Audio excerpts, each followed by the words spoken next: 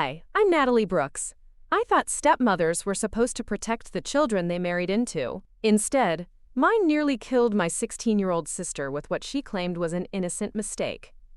Crystal soup bowls don't just spontaneously shatter into someone's dinner. But when I rushed Lily to Millfield General that night, blood trickling from her mouth, I had no idea I was about to uncover a web of lies that would cost Victoria everything she thought she'd stolen from my family. Before we jump back in, tell us where you're tuning in from, and if this story touches you, make sure you're subscribed, because tomorrow I've saved something extra special for you. The autumn rain hammered against the windows of the Brooks family home on Maple Street, each drop sounding like tiny accusations against the glass. I sat in my old bedroom, the one I'd moved back into 6 months ago when Dad's health started declining, staring at my laptop screen as quarterly reports blurred together. Working remotely as a quality control inspector for Precision Medical had its perks, but tonight I couldn't focus on defective catheter specifications when the real defects lived downstairs. Victoria's voice drifted up through the floorboards, artificially sweet as she called Lily down for dinner. My stepmother had perfected that tone over the 5 years since she'd married Dad, a sugary coating over every sharp edge. She used it when she wanted something, which was always.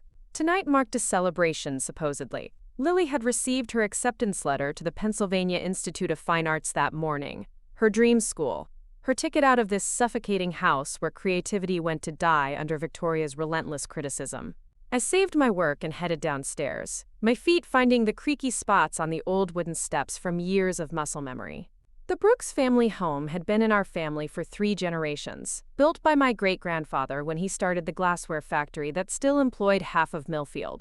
Mom used to tell stories about how the house and the factory grew together, each one supporting the other through good times and bad.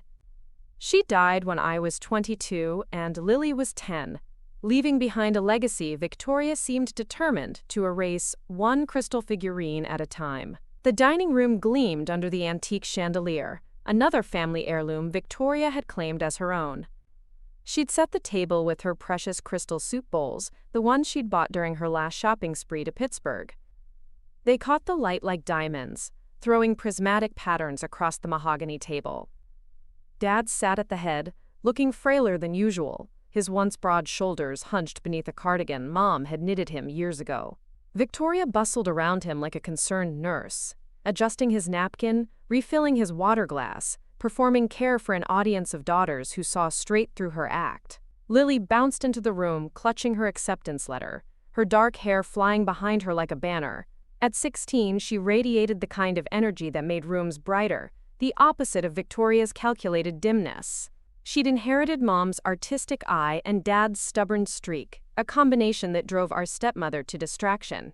Victoria tolerated Lily's painting because Dad encouraged it, but I caught the way her jaw tightened whenever my sister's canvases appeared around the house, splashes of color that didn't match Victoria's beige aesthetic.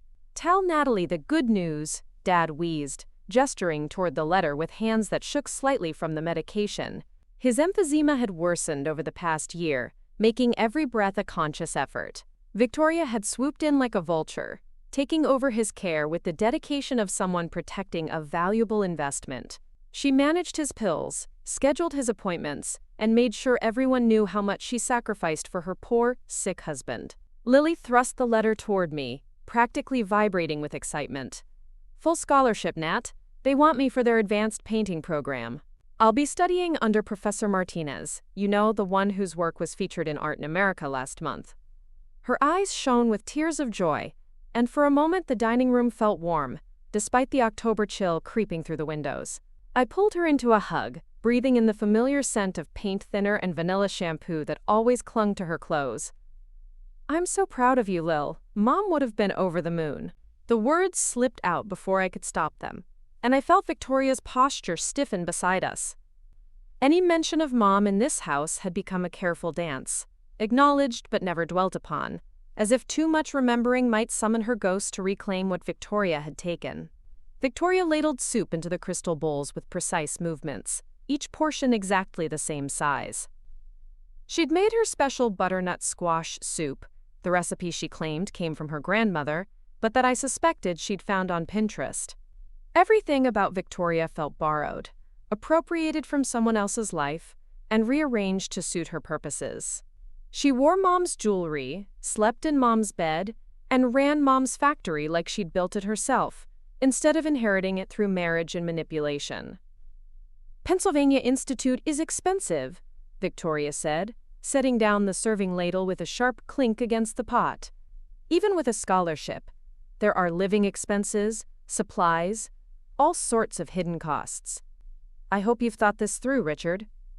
She directed the comment toward Dad, but kept her eyes on Lily, watching for a reaction. This was Victoria's specialty, planting seeds of doubt disguised as practical concerns. Dad coughed, a wet, rattling sound that made us all pause. "We'll figure it out. The factory's doing well, and Lily deserves this chance." His voice carried the authority it once held when he'd run Brooks crystal and glassware manufacturing himself, before the emphysema made him hand over day-to-day operations to Victoria. She'd slipped into the role seamlessly, convincing him she had a head for business, while slowly freezing out the longtime employees who remembered Mom's leadership style. I picked up my spoon and dipped it into the soup, the crystal bowl cold against my palm. The first sip tasted like autumn, creamy and rich with hints of sage and nutmeg. Victoria might have borrowed the recipe, but she could cook. It was one of the few genuine talents she possessed, though she wielded it like a weapon, using food to show love or withhold it depending on her mood. Tonight she was being generous, celebrating Lily's acceptance while simultaneously undermining it with financial concerns. Lily took a larger spoonful, eager to finish dinner so she could call her art teacher with the news. The acceptance letter lay beside her bowl like a golden ticket, proof that talent and hard work could still triumph over circumstance. She'd spent countless hours in the basement art studio Dad had built for her after Mom died, painting landscapes and portraits that captured something true about the world. Victoria had suggested converting the space into a wine cellar, but Dad had held firm. Some boundaries remained uncrossed, at least while he was still alive to defend them. The conversation flowed around safer topics. Dad asked about my work, and I told him about the new FDA regulations affecting medical device manufacturing.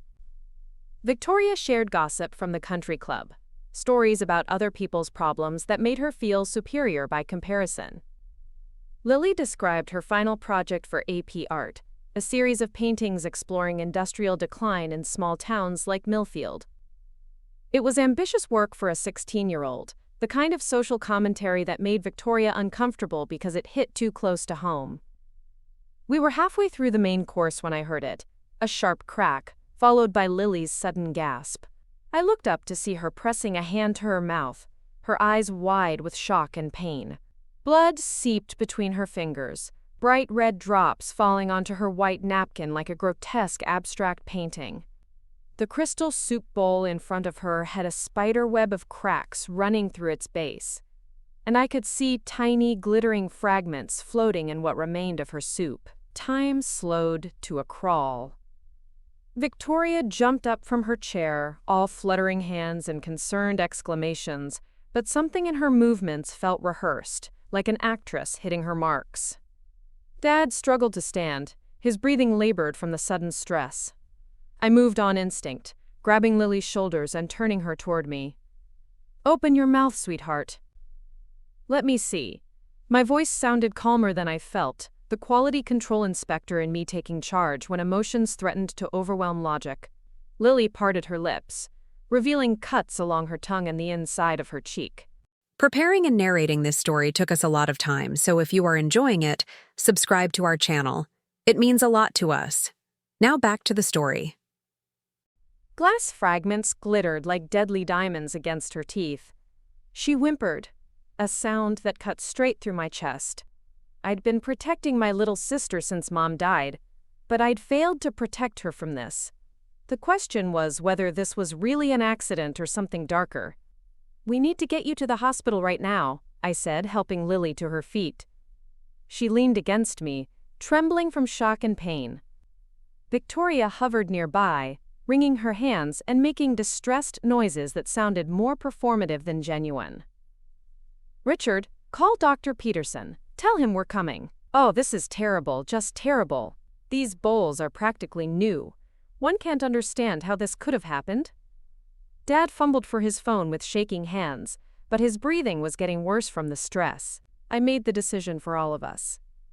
I'm driving Lily to Millfield General now. Victoria, you stay with Dad and make sure he's okay. We'll call you from the hospital. I didn't wait for agreement, just grabbed my keys from the kitchen counter and guided Lily toward the garage. The drive to the hospital took 12 minutes, though it felt like hours. Lily held a kitchen towel to her mouth, the white fabric gradually turning pink from blood. I kept glancing at her in the rearview mirror, making sure she stayed conscious and alert.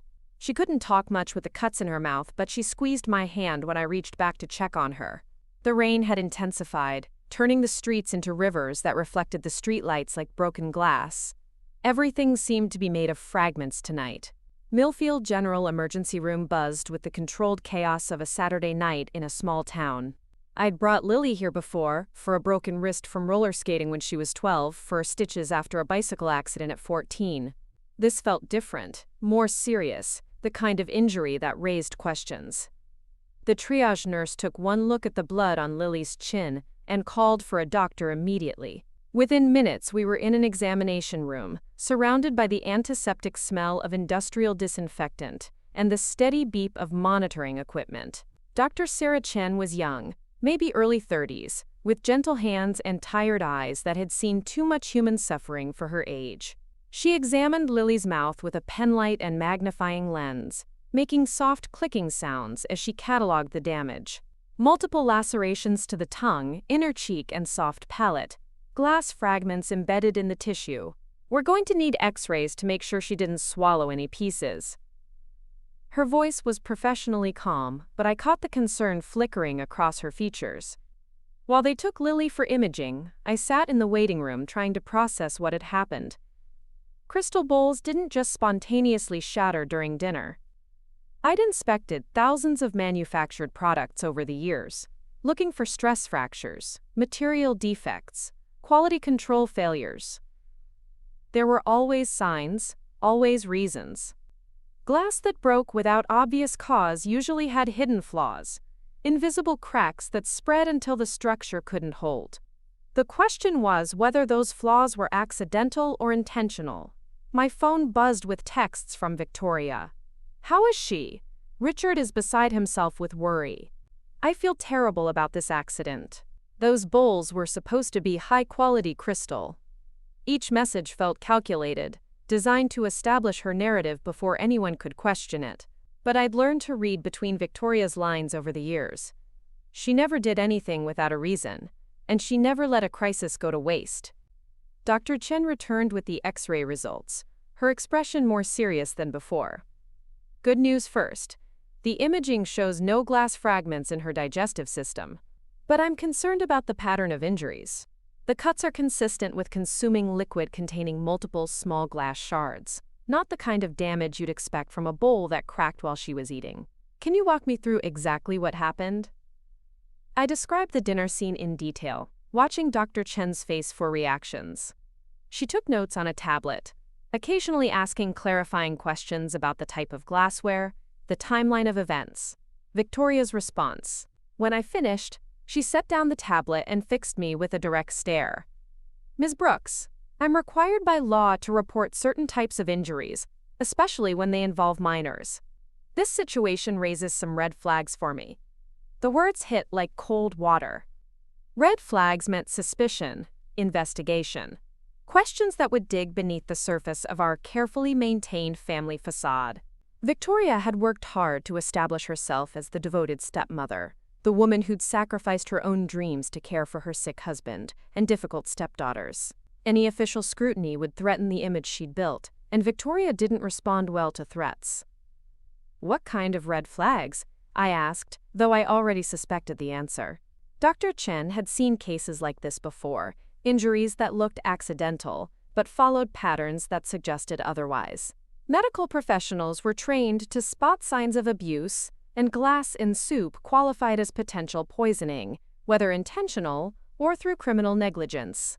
The type and distribution of injuries, the circumstances surrounding the incident, The fact that only one person was affected despite everyone eating from similar bowls. I need to document everything carefully and file a report with Child Protective Services. It's standard procedure, nothing personal against your family. Dr. Chen's voice remained gentle, but I could see the steel underneath. She'd made her decision based on medical evidence, not family politics. Child Protective Services meant investigators, background checks, interviews with neighbors and teachers. It meant scrutiny of our household dynamics, questions about Victoria's relationship with Lily, examination of patterns that might reveal uncomfortable truths. I thought about all the small cruelties I'd witnessed over the years, the subtle ways Victoria undermined Lily's confidence, the calculated accidents that seemed to happen whenever my sister achieved something Victoria couldn't control. They kept Lily overnight for observation, worried about delayed reactions from any glass particles they might have missed. I sat beside her bed as she drifted in and out of medicated sleep, her face pale against the white hospital pillows. Bandages covered the worst cuts on her tongue and cheek, making her look younger and more vulnerable than her 16 years. I held her hand and made silent promises about protection and justice, words I should have spoken years ago when the warning signs first appeared. Victoria arrived at dawn with coffee and croissants from the bakery downtown, playing the role of concerned stepmother for the hospital staff. She wore her best worried expression and asked all the right questions about Lily's condition. But I noticed how she avoided looking directly at my sister's bandaged face, how she positioned herself near the door like she might need to make a quick exit. Guilty people always left themselves escape routes. "The insurance adjuster wants to examine the crystal bowl," Victoria announced, settling into the visitor's chair with a dramatic sigh. "They think it might have been a manufacturing defect. These foreign companies, you never know what kind of quality control they have." She said it casually, but I caught the underlying message. She was already building her defense, creating a paper trail that would shift blame away from herself and onto anonymous manufacturers in distant countries. Dr. Chen appeared in the doorway, her expression professionally neutral. "Ms. Brooks, could I speak with you privately for a moment?" She directed the question toward me, not Victoria, which didn't go unnoticed. My stepmother's jaw tightened almost imperceptibly, but she forced a smile and waved us away. Of course. I'll sit with Lily. Take all the time you need." In the hallway, Dr. Chen handed me a business card for Detective Marcus Webb with the Millfield Police Department. "He's expecting your call. Given the circumstances, they want to conduct their own investigation into what happened. I also need to let you know that the glass fragments we removed from your sister's mouth are being sent for analysis. Sometimes the composition can tell us about the source material." The implications sent chills down my spine. If the glass came from Victoria's crystal bowls, it would prove the soup had been contaminated somehow. But if it came from a different source, it might suggest deliberate tampering, someone adding foreign materials to food intended for a specific victim. Either way, the accident narrative was starting to crumble under scientific scrutiny. I pocketed the detective's card and returned to Lily's room, where Victoria was fussing with the flower arrangement she'd brought. Yellow roses, cheerful and expensive, the kind of gesture that looked good to observers but meant nothing to the recipient. Lily was awake now, trying to drink water through a straw despite the pain in her mouth. She managed a weak smile when she saw me, and I felt something fierce and protective unfurl in my chest. "The doctor says you can go home this afternoon if your pain levels stay manageable," I told her, smoothing her dark hair away from her forehead. It was the same gesture Mom used to make when we were sick, a comfort I'd learned to give after she was no longer there to provide it. Lily nodded carefully, mindful of the stitches in her tongue. Victoria stood abruptly, clutching her purse like a shield. "I should get back to your father. He was so worried last night, I barely slept." These kinds of accidents, they really shake an old man's confidence. She leaned down to kiss Lily's forehead, but my sister flinched away instinctively. The rejection lasted only a second, but it told me everything I needed to know about who Lily blamed for her injuries.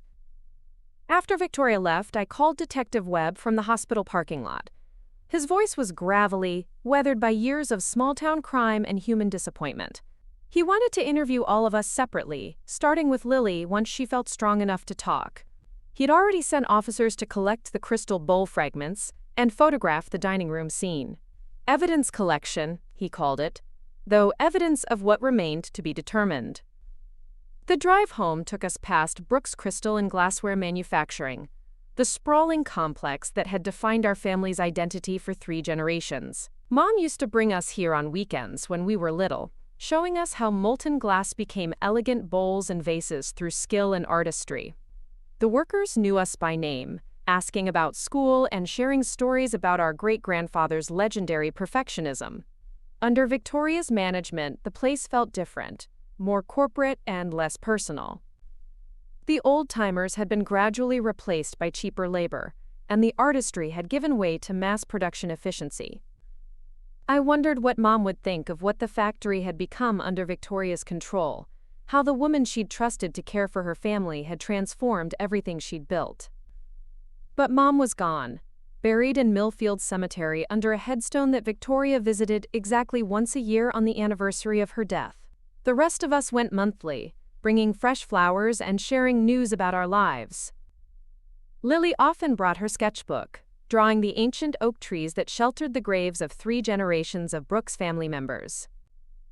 At home, Dad waited in his recliner, oxygen tank humming beside him like a mechanical pet. The emphysema had progressed rapidly over the past 2 years, stealing his energy and independence day by day. Victoria had taken over his care with the dedication of a devoted wife, managing his medications and monitoring his symptoms with impressive attention to detail. She'd also taken over the factory finances, the household accounts, and gradually every aspect of our family's business operations. Dad trusted her completely, grateful for the help and unaware of how thoroughly she'd positioned herself to inherit everything he'd once planned to leave his daughters. "How's our girl?" Dad wheezed, reaching for Lily's hand as we settled onto the couch. His color was worse than usual, grayish undertones that made him look older than his 62 years. The stress of the hospital visit had clearly taken its toll on his already compromised respiratory system. Lily squeezed his fingers gently, unable to speak much through her injured mouth but conveying love through touch. Victoria bustled around us, adjusting Dad's pillows and offering to make tea for everyone.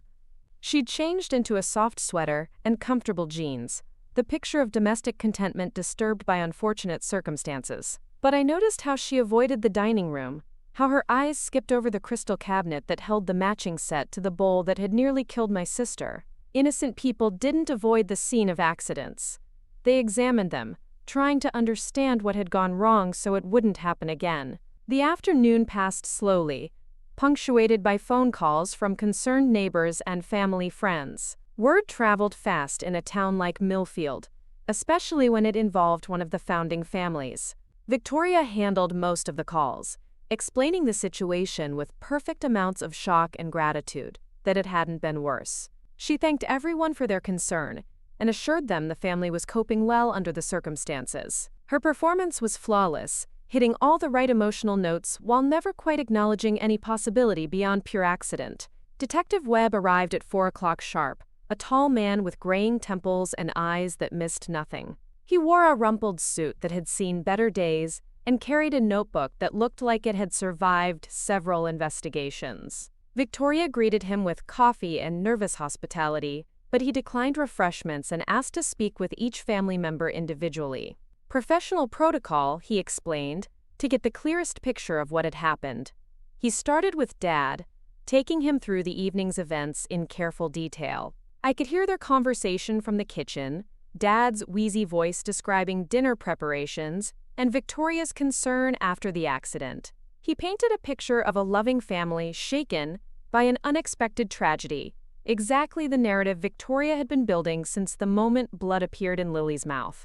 Dad believed completely in his wife's innocence, which made his testimony both heartbreaking and useless as evidence of what really happened. Lily went next, speaking slowly through her injured mouth but managing to convey the key details. The soup had tasted normal at first, maybe slightly gritty, but she'd attributed that to seasoning. The pain started suddenly, sharp and unexpected, followed by the taste of blood. She remembered Victoria jumping up immediately, almost like she'd been waiting for something to happen. The detective's eyebrows rose slightly at that detail, but he kept his expression neutral as he took notes. When my turn came, I found myself in the position of either protecting Victoria or telling the truth about my suspicions. Detective Webb asked direct questions about family dynamics, Victoria's relationship with Lily, any history of accidents or injuries involving my stepmother.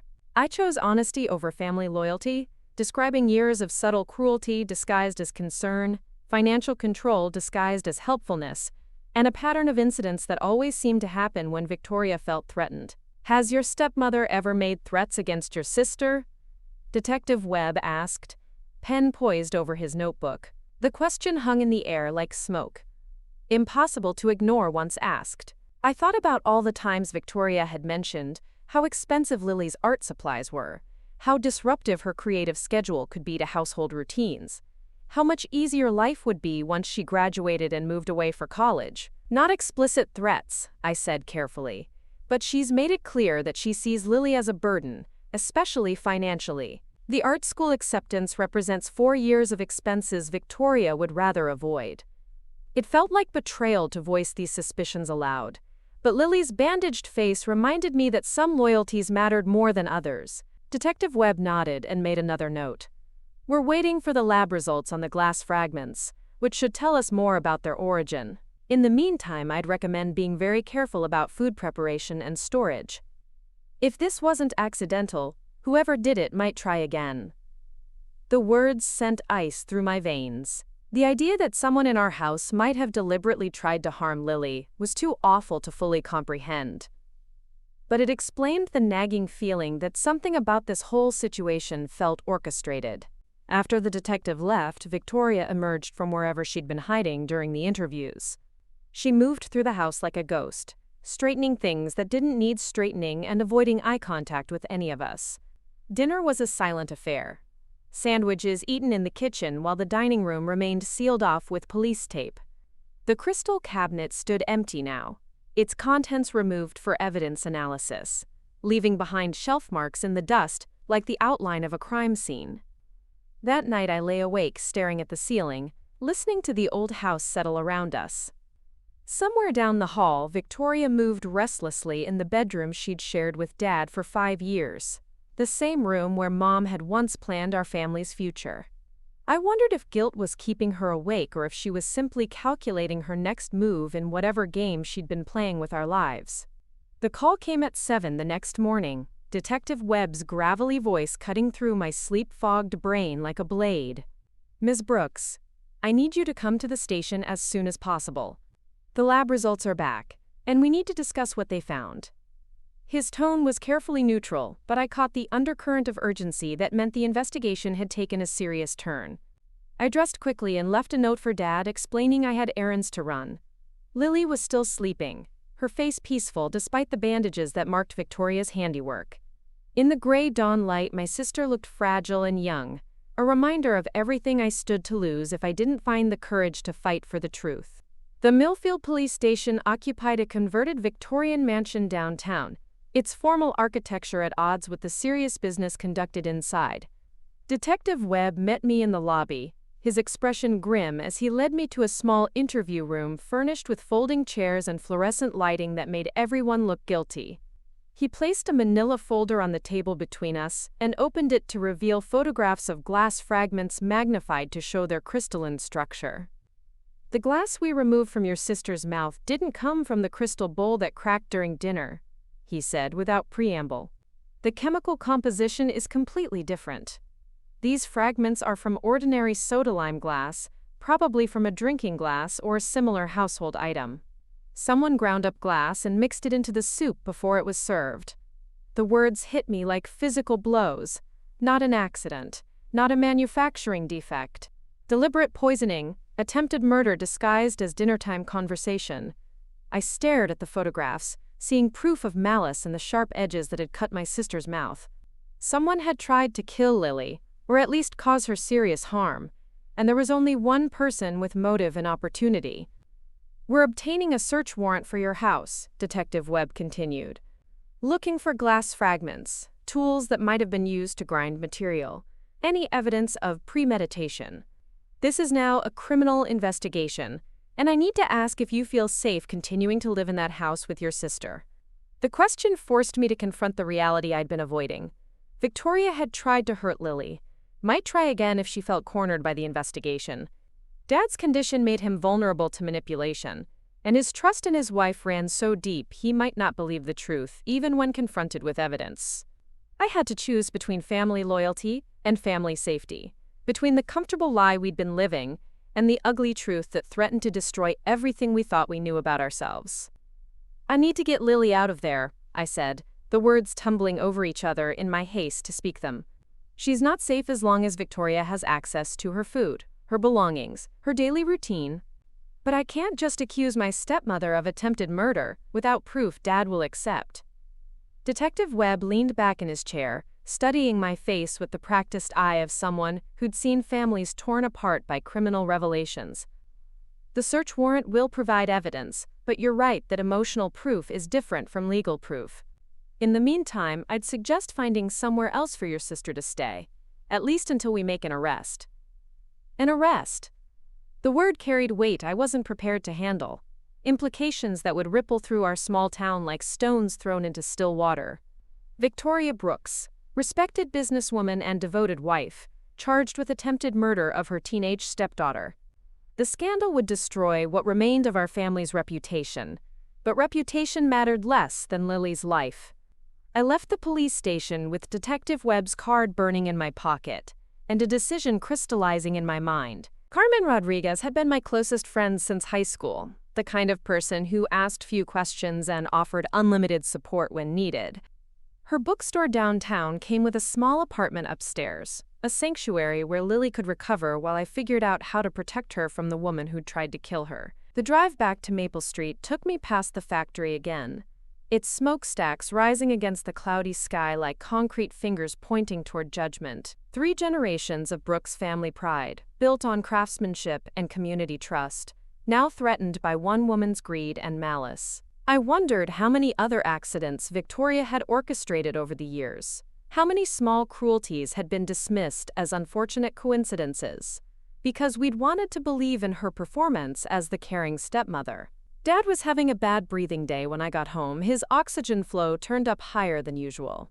Victoria hovered near his chair, adjusting his medication schedule, and speaking in soothing tones about getting through this difficult time together. She'd positioned herself as indispensable to his care, the devoted wife who would never abandon him in his hour of need. It was a masterful performance, designed to make any accusations against her seem like ungrateful hysteria from jealous stepdaughters. "How did things go with the detective?" Victoria asked as I hung up my coat. Her voice carried just the right note of concerned curiosity, nothing that would suggest she had anything to hide. But I caught the tension in her shoulders, the way her hands gripped Dad's medication organizer a little too tightly. She knew the investigation was closing in, even if she didn't know exactly what evidence they'd found. "He had some follow-up questions about the timeline," I said carefully. "They're being very thorough, which I guess is good. We want to make sure this kind of accident never happens again." The lie tasted bitter in my mouth, but I needed to maintain the pretense until I could get Lily somewhere safe. Victoria nodded sympathetically, playing her role to perfection. "These things happen so rarely, it's hard to believe it was our family. Poor Lily, suffering because of defective manufacturing. At least she's young and healthy, she'll recover quickly." The words sounded compassionate, but I heard the underlying message. Lily was resilient, expendable, easily replaced if necessary. I found my sister in her basement art studio, attempting to paint despite the bandages that made holding a brush difficult. Her latest canvas showed a winter landscape, bare trees against gray sky, but she'd added touches of red that looked disturbingly like blood drops on snow. Art as therapy, processing trauma through color and form the way she'd learned to cope with loss after Mom died. "We need to talk," I said, closing the studio door behind me. Lily set down her brush and turned to face me, her dark eyes reflecting the knowledge that our conversation would change everything. She'd always been intuitive, more aware of adult undercurrents than most teenagers. She probably suspected the truth about her injuries long before I'd found the courage to voice my suspicions. I told her about the detective's findings, watching her face cycle through shock, fear, and finally a kind of grim understanding. The glass hadn't come from the crystal bowl. Someone had deliberately put it in her soup, tried to hurt her badly enough to require hospitalization. The someone had to be Victoria, the only person with access to the kitchen and motive to want Lily gone. "She's been planning this," Lily said quietly, her words slightly slurred by the cuts in her mouth. "The art school acceptance, the financial pressure, Dad getting sicker. She needs us out of the way before he dies, so she can inherit everything without complications." Her analysis was disturbingly mature for a 16-year-old, but living with Victoria had forced her to understand adult motivations earlier than most children. "You can't stay here," I said. "Not until the police make an arrest. I've talked to Carmen, and she's got space above her bookstore. You can finish recovering there while we figure out what comes next." The plan was simple but necessary, removing Lily from Victoria's reach while maintaining the appearance that nothing had changed. Lily nodded, already reaching for her art supplies. "What about Dad?" "She'll poison him next if she thinks he's going to change his will or ask questions about the factory finances." Her concern was justified. Dad's deteriorating health made him vulnerable to someone who controlled his medications and daily care. If Victoria had tried to eliminate Lily, she might see Dad as another obstacle to overcome. "The detective is aware of the risk," I said, though I wasn't sure how much protection the police could actually provide. Victoria had been careful so far, hiding her malice behind a facade of devoted care. Unless they caught her in the act of tampering with food or medication, she might continue her campaign of subtle violence until she achieved her goals. We packed quickly, filling 2 suitcases with clothes and art supplies, while Victoria remained upstairs with Dad. I helped Lily carry her canvases to my car, loading them carefully to avoid damage. Her winter landscape went on top, those disturbing red touches now looking prophetic rather than abstract. Sometimes art revealed truths before conscious mind was ready to acknowledge them. The excuse came easily when Victoria asked about our departure. Lily needed art supplies for her recovery project, and I was taking her shopping in Pittsburgh. We'd be gone most of the day, maybe overnight if we found a hotel. Victoria accepted the explanation with visible relief, probably glad to have us out of the house while she planned her next move. She kissed Lily's forehead with apparent affection, the perfect stepmother playing her role to the end. Carmen's bookstore occupied a narrow building between the hardware store and the diner, its windows displaying local authors and community event announcements. She met us at the side entrance, her round face creased with concern when she saw Lily's bandages. Carmen had known our family for years, remembered Mom, and witnessed Victoria's gradual takeover of our lives. She didn't need detailed explanations to understand why we needed sanctuary. The apartment upstairs was small but comfortable, furnished with overstuffed chairs and walls lined with books from floor to ceiling. Carmen had cleared out her spare bedroom, stocking it with art supplies and an easel positioned to catch the northern light. It felt like a refuge, a place where creativity could flourish without fear of criticism or sabotage. "Stay as long as you need," Carmen said, hugging us both carefully. "I've got soup in the freezer and tea in the cupboard.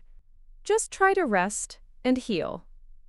She didn't ask questions about what had really happened, understanding instinctively that some truths were too dangerous to voice aloud until the proper authorities were ready to act on them. Temporary sanctuary with Carmen fussing over her like the protective aunt she'd never had? I drove back to Maple Street with a heavy heart and a phone that wouldn't stop buzzing with missed calls from Victoria. Each vibration felt like an accusation, a reminder that I'd crossed a line from which there was no return. The house looked different in the evening shadows, less like a family home, and more like a crime scene waiting to be discovered. Victoria met me at the door, her face a mask of concern that didn't quite reach her eyes. "Where's Lily?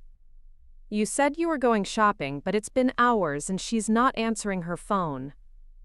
Her voice carried an edge of panic that might have been genuine worry or might have been fear that her victim had escaped her reach. In the porch light, I could see the fine lines around her eyes that makeup usually concealed, the stress cracks in her carefully maintained facade. "She's staying with Carmen tonight," I said, hanging my coat on the same hook I'd used since childhood. The painkillers made her drowsy, and Carmen offered her spare room rather than risk the drive home in the dark. The lie came easier than I expected, perhaps because it contained enough truth to feel believable. Lily was indeed staying with Carmen, just not for the reasons Victoria would assume. Dad looked up from his recliner as I entered the living room, his breathing labored, but his eyes alert with the kind of parental concern that transcended physical weakness. "How's our girl holding up? This whole situation has me worried sick. First the accident, now all these police questions. It's like we're living in some kind of nightmare." His words carried the bewilderment of a man whose sheltered world had suddenly turned hostile and unpredictable. Victoria settled beside his chair, her hand resting possessively on his arm. "The detective called while you were gone. They want to search the house tomorrow, something about collecting additional evidence. I told them we have nothing to hide, but it still feels invasive, like they're treating us as criminals instead of victims." Her performance was masterful, hitting all the right notes of indignation and cooperation. She understood instinctively that appearing too eager to help would raise suspicions, while seeming reluctant would confirm them. The search warrant arrived at 8 the next morning, delivered by Detective Webb and 2 uniformed officers who treated our family heirlooms like potential evidence in a capital crime. They photographed everything, dusted surfaces for fingerprints, and carefully bagged items that might contain traces of glass or other foreign materials. Victoria watched from the kitchen doorway, her face pale but composed, offering coffee and expressing bewilderment at the thoroughness of their investigation. They found what they were looking for in the basement workshop, tucked behind paint cans and forgotten Christmas decorations. A small hammer, the kind used for breaking ice or cracking nuts, with microscopic glass fragments embedded in its steel head. Nearby, scattered in the shadows beneath Dad's old workbench, they discovered more glass particles that matched the composition of the shards removed from Lily's mouth. Evidence of premeditation, proof that someone had deliberately prepared weapons designed to cause internal injury through ingestion. Detective Webb emerged from the basement carrying sealed evidence bags, his expression grim with the satisfaction of a hunter who'd finally cornered his prey. Victoria's composure cracked slightly when she saw the hammer, her hand flying to her throat in a gesture that might have been shock or might have been guilt. "I don't understand," she whispered, her voice barely audible above the sound of Dad's oxygen concentrator. "How did that get there? We never use that workshop anymore, not since Richard got sick." The officers continued their methodical search, moving through the house like archaeologists uncovering layers of deception. In Victoria's dresser, wrapped in a silk scarf between her jewelry and lingerie, they found a small vial containing glass powder, so fine it looked like expensive cosmetic glitter. The label had been removed, but forensic testing would later reveal it matched the fragments found in both the workshop and Lily's injuries. Physical evidence of a calculated attempt at poisoning, hidden in the most intimate space of the person who'd claimed complete innocence. Dad's shock was visible and heartbreaking to witness. He stared at the evidence bags like they contained artifacts from an alien civilization, unable to process how instruments of violence had appeared in his peaceful home. "There has to be some mistake," he kept repeating, his voice growing weaker with each word. "Victoria would never hurt anyone. She takes care of me, takes care of all of us. This doesn't make sense." Victoria's arrest happened quietly, professionally, without the dramatic confrontation I'd expected from years of watching television crime shows.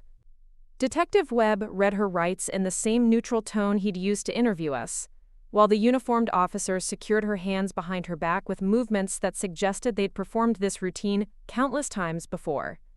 She didn't resist or protest her innocence, just stared straight ahead with the blank expression of someone whose carefully constructed world had finally collapsed around her. The phone calls started before the police cars had even left our driveway. Neighbors peering through curtains, reporters from the county newspaper, distant relatives who'd suddenly remembered they cared about our family's welfare. Victoria's arrest would be front-page news in a town like Millfield, where scandals involving founding families became the subject of conversation for generations. I unplugged the house phone and turned off my cell, preferring silence to the endless questions I couldn't yet answer. Dad's condition deteriorated rapidly over the next several hours, the stress of the arrest triggering an episode that required emergency medication and increased oxygen flow.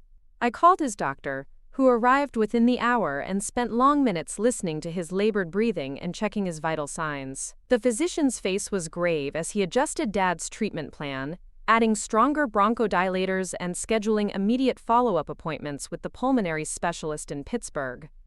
The emotional shock has exacerbated his underlying condition, Dr. Martinez explained, as we stood in the hallway outside Dad's bedroom. His lung capacity was already severely compromised, and this kind of stress can push someone with end-stage emphysema into respiratory failure.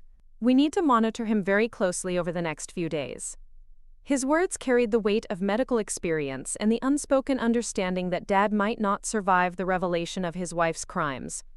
I spent that first night after Victoria's arrest, sitting beside Dad's bed, listening to the mechanical rhythm of his oxygen concentrator, and watching his chest rise and fall with each difficult breath. He'd fallen into a restless sleep, occasionally muttering Victoria's name, or asking confused questions about police and evidence that I couldn't bring myself to answer. The man who'd once run a successful manufacturing business and raised 2 daughters after his first wife's death now looked fragile as tissue paper, his strength sapped by betrayal as much as by disease. Carmen brought Lily by the next morning, both of them tiptoeing through the house like visitors in a museum of recent tragedy. My sister's bandages had been changed to smaller ones that didn't obscure her face, but the cuts on her tongue still made speaking difficult. She hugged Dad carefully, avoiding the oxygen tubes and IV lines that connected him to life-sustaining equipment, her eyes bright with tears she couldn't shed without causing herself additional pain. The 3 of us sat in the kitchen drinking coffee and processing the reality that Victoria would probably never set foot in our house again. Her personal belongings remained scattered throughout the rooms she'd claimed as her own, reminders of a presence that had seemed so permanent just days before. Her coffee mug still sat in the dishwasher, her reading glasses on the table beside Dad's chair, her expensive perfume lingering in the air like the ghost of better times. "What happens to the factory?" Lily asked, her words carefully formed around the healing cuts in her mouth. It was a practical question that none of us had considered in the immediate aftermath of the arrest.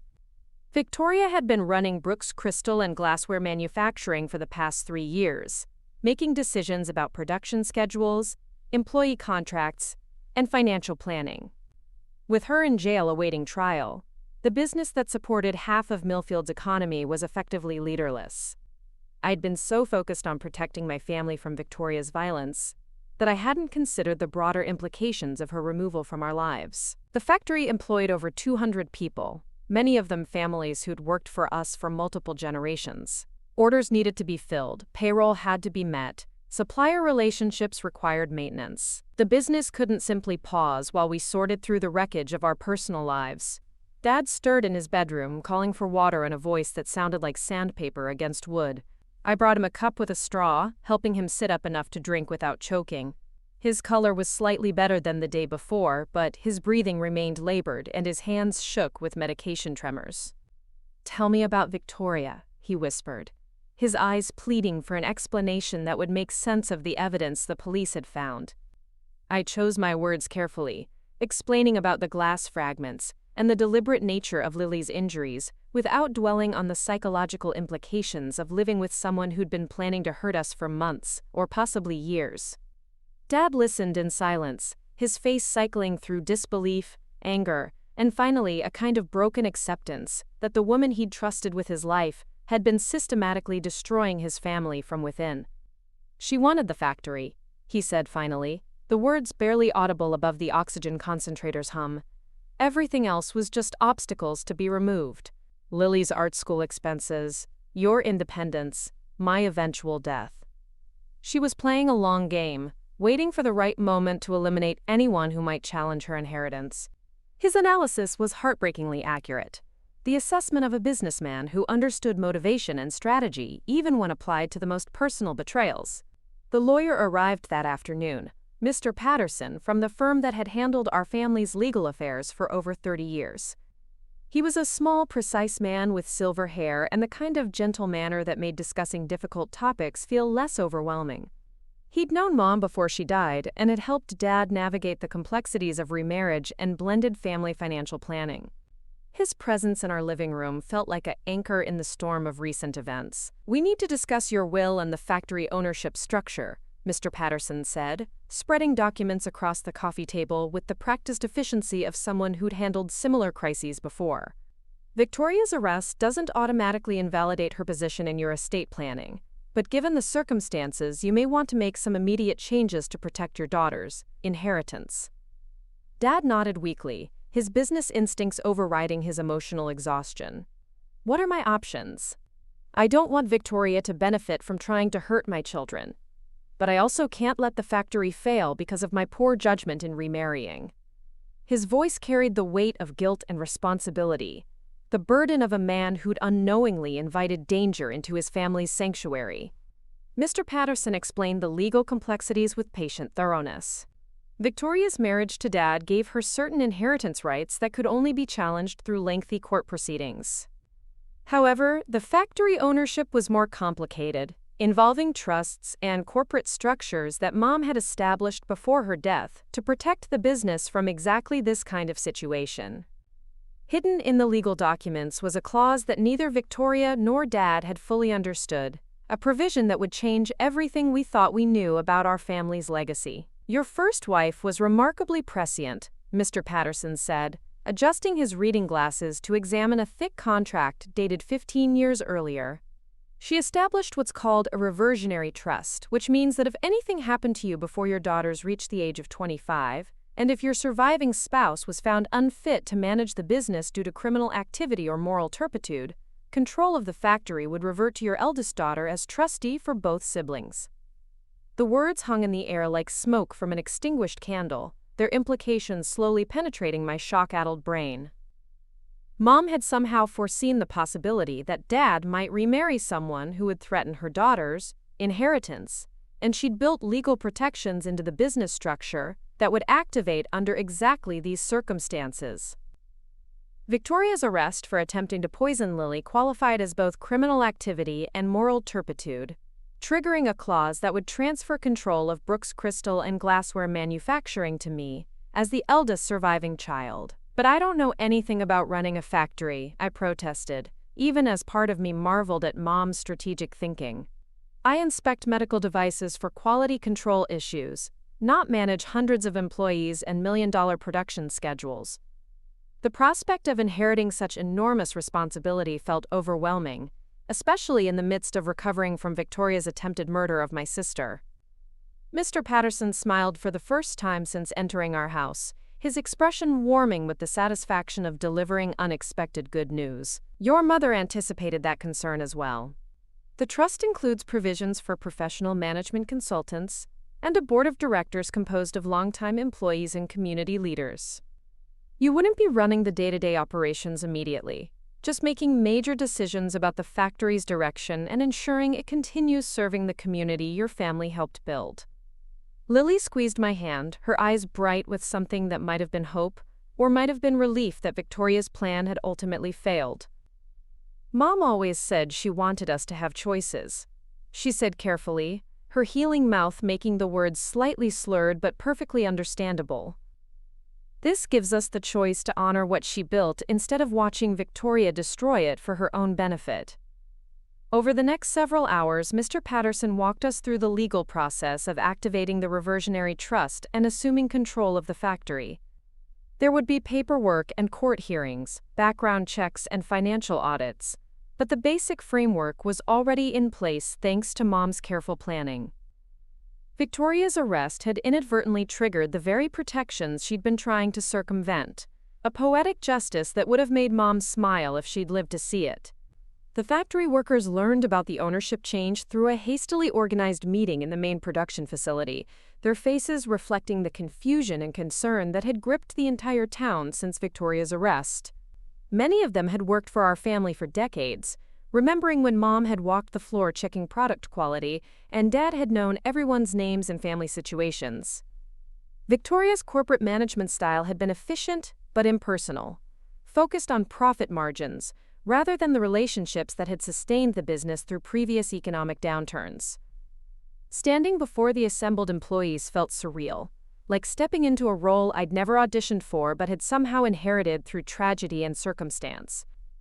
I wore one of Mom's old blazers, found in the back of Dad's closet where he'd kept some of her clothes as mementos, and carried notes I'd written on the back of factory invoices because formal speeches felt inadequate for the magnitude of what we were all experiencing together.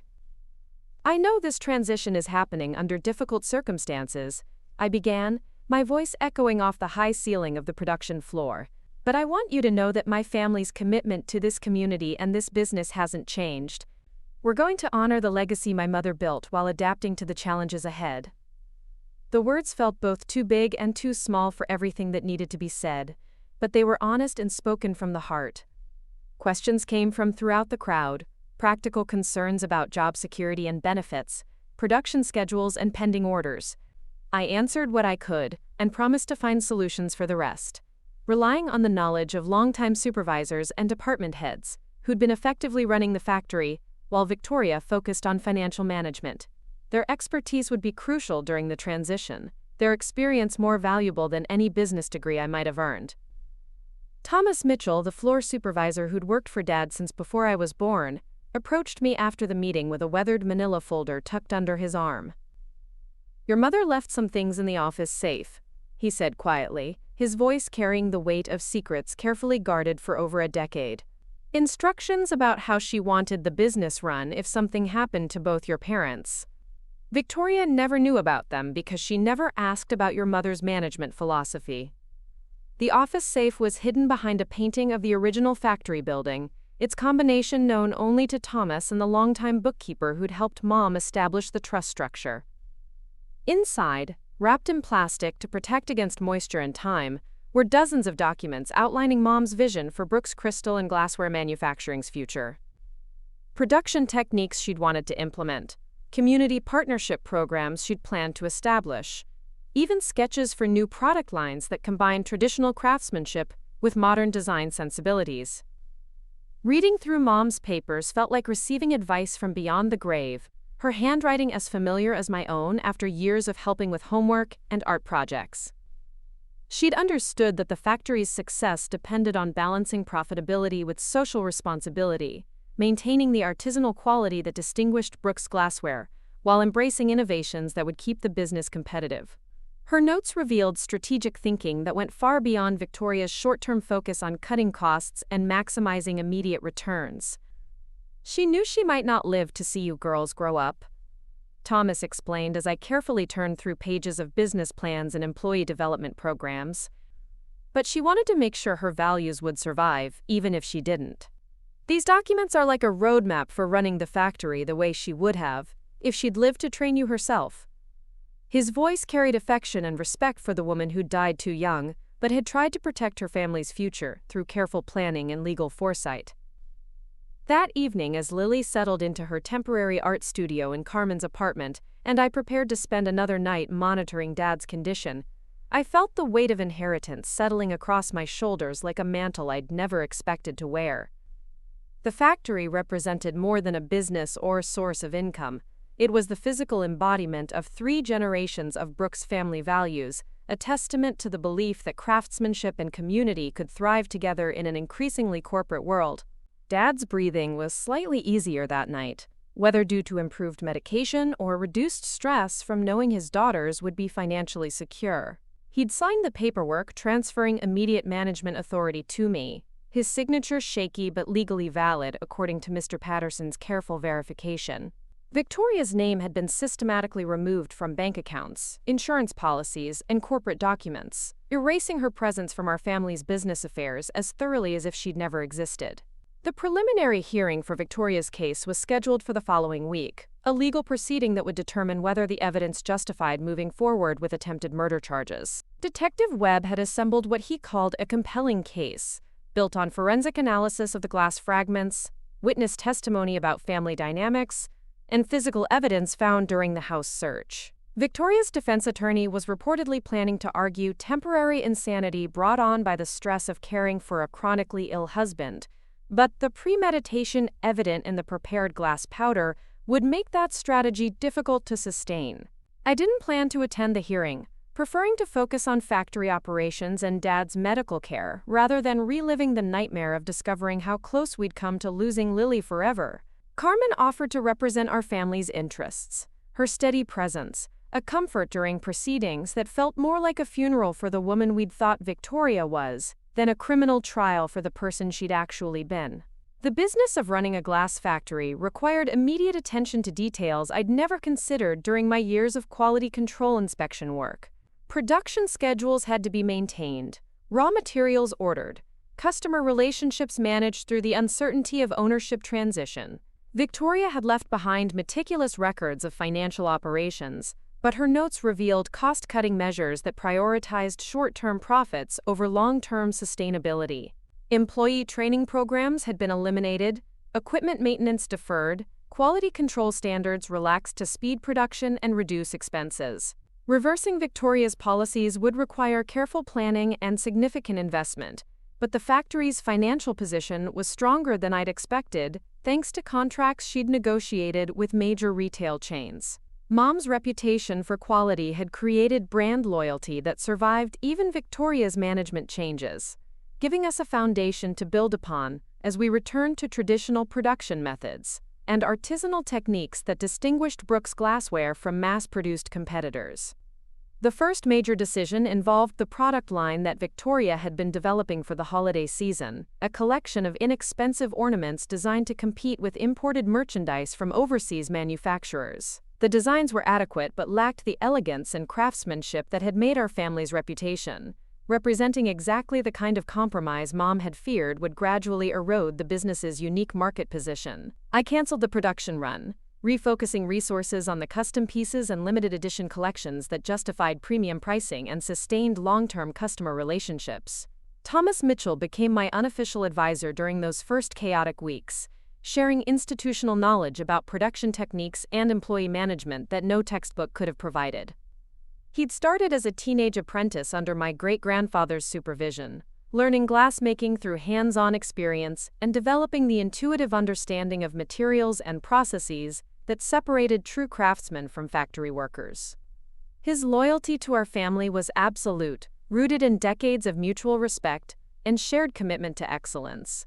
Your mother used to walk through the factory every morning before the first shift started. Quote, Thomas told me as we surveyed the production floor during a brief lull between orders. She'd check the furnaces, examine work from the previous day, talk with employees about their families and their ideas for improving processes. Victoria never did that.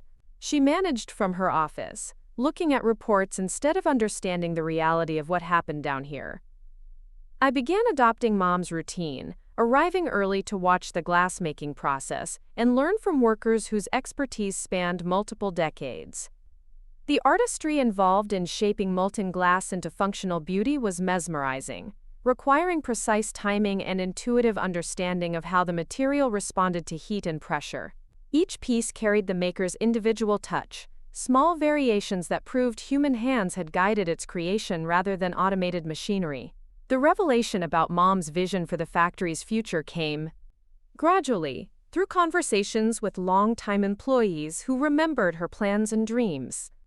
She'd wanted to establish an apprenticeship program that would train young artists in traditional glassmaking techniques while encouraging innovative designs that reflected contemporary aesthetics.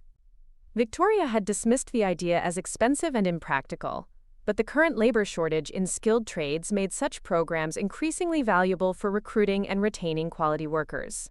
Lily's recovery progressed steadily, her mouth healing enough to allow normal conversation and her artistic enthusiasm returning as the trauma of Victoria's attack receded into manageable memory.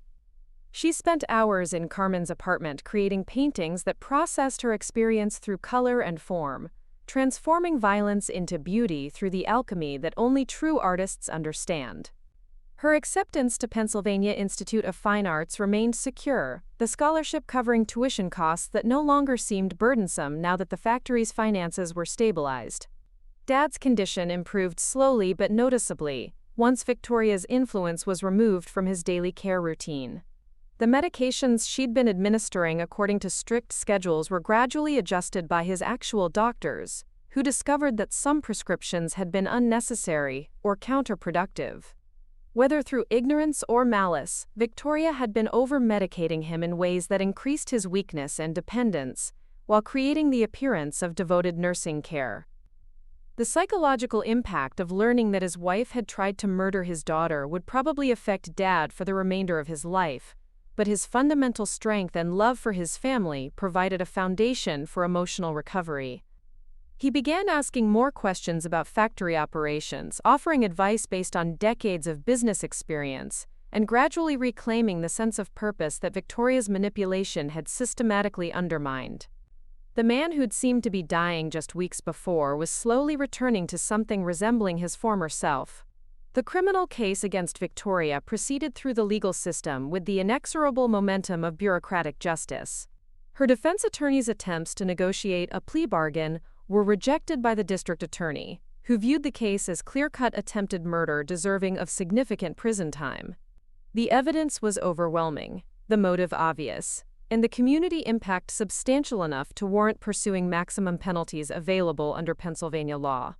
Media attention from regional newspapers and television stations brought unwelcome scrutiny to our family's private tragedy, reporters camping outside our house and approaching factory employees for quotes about working conditions under Victoria's management. I hired a public relations consultant recommended by Mr. Patterson, someone experienced in managing corporate crises who could handle media inquiries while protecting our privacy during the legal proceedings. The factory's reputation survived the scandal largely intact, helped by the swift ownership transition and public support from longtime customers who remembered Mom's commitment to quality and community involvement. Orders actually increased as the story spread, with buyers specifically requesting Brooks glassware as a show of support for a family business that had overcome betrayal and attempted murder through legal means, rather than vigilante justice. Victoria's preliminary hearing lasted 3 hours, with Detective Webb presenting evidence methodically, while her defense attorney raised procedural objections and challenged forensic conclusions. I watched from the courthouse hallway through a small window in the courtroom door, seeing the woman who'd lived in our house and shared our meals sitting at the defendant's table in an orange jumpsuit that made her look smaller and more ordinary than the manipulative figure who dominated our lives for 5 years. The judge found probable cause for attempted murder charges and scheduled a trial date 6 months in the future, giving both sides time to prepare their cases and allowing the media attention to fade before proceedings began.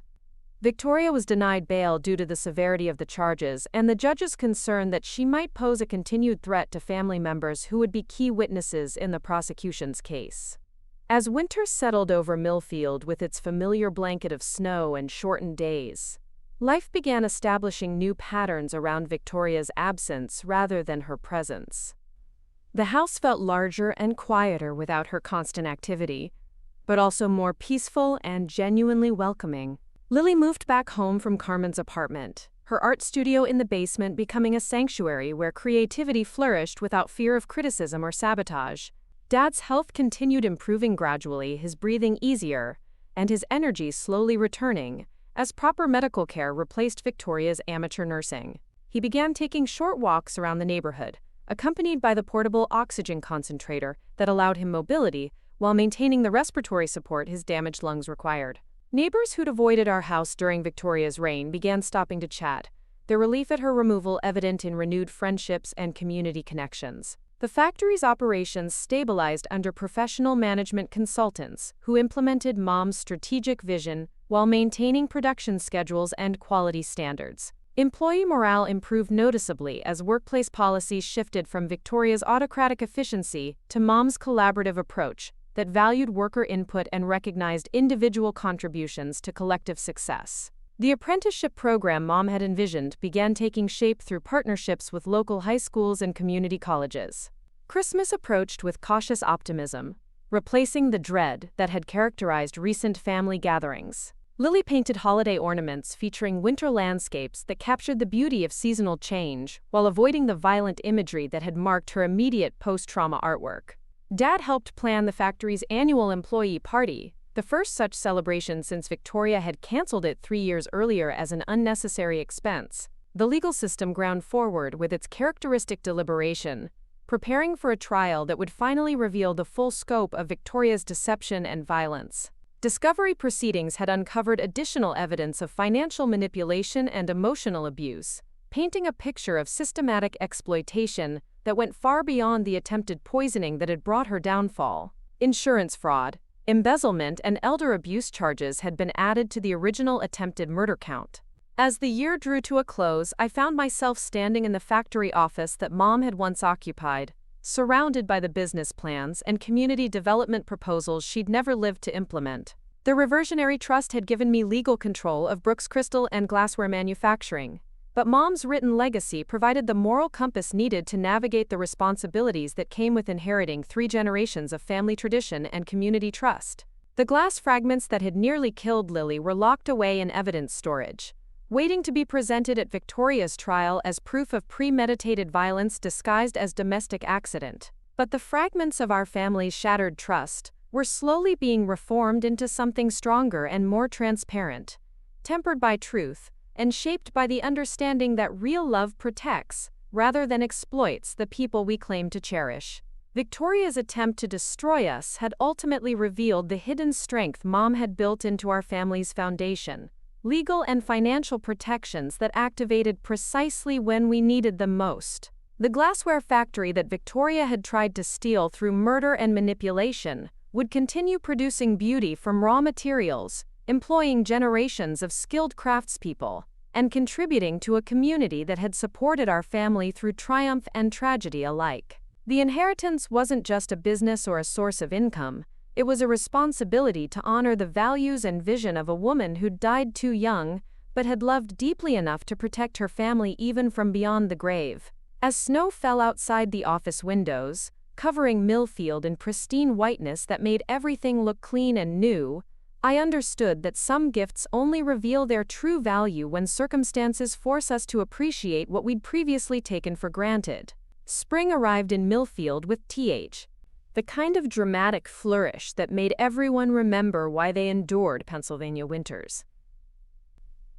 Cherry trees exploded into pink clouds along Main Street, daffodils pushed through the last patches of dirty snow, and the air carried promises of renewal that felt almost too optimistic, given everything our family had survived. I stood in the factory's executive office, formerly Victoria's domain, watching trucks deliver the first shipment of high-quality sand from Michigan, the foundation material for the premium glassware Mom had always envisioned producing. The transformation of Brooks crystal and glassware manufacturing over the past 6 months had exceeded even my most hopeful expectations. Employee morale surveys showed dramatic improvements in job satisfaction and workplace safety, while production quality metrics reached levels not seen since Mom's active management years. The apprenticeship program had attracted 12 high school graduates eager to learn traditional glassmaking techniques, their enthusiasm infectious enough to energize veteran workers who'd grown cynical under Victoria's cost-cutting regime. Thomas Mitchell knocked on the office door, his weathered face creased with the kind of smile that had become increasingly common as the factory returned to its roots as a community employer rather than just another profit center. "The samples from the new product line are ready for your inspection," he announced, carrying a wooden crate that he set carefully on the conference table. Inside, nestled in protective foam, were 20 crystal goblets that represented months of collaborative design work between our master craftsmen and Lily's artistic vision. Each piece was unique while maintaining consistent quality standards, the kind of functional art that justified premium pricing and created customer loyalty spanning generations. The goblets caught the afternoon sunlight streaming through the office windows, throwing rainbow patterns across the walls that reminded me of childhood afternoons spent watching Mom work with molten glass. The beauty was intentional but not forced, emerging naturally from the marriage of traditional techniques with contemporary aesthetic sensibilities. "They're magnificent," I said, lifting one goblet to examine the clarity and weight distribution that marked superior craftsmanship. The glass sang with a pure note when gently tapped, proof that the composition and annealing process had achieved the perfection Mom had always demanded. How long before we can begin full production? Thomas consulted his production notebook, filled with calculations and schedules written in the precise handwriting of someone who'd spent decades managing complex manufacturing processes.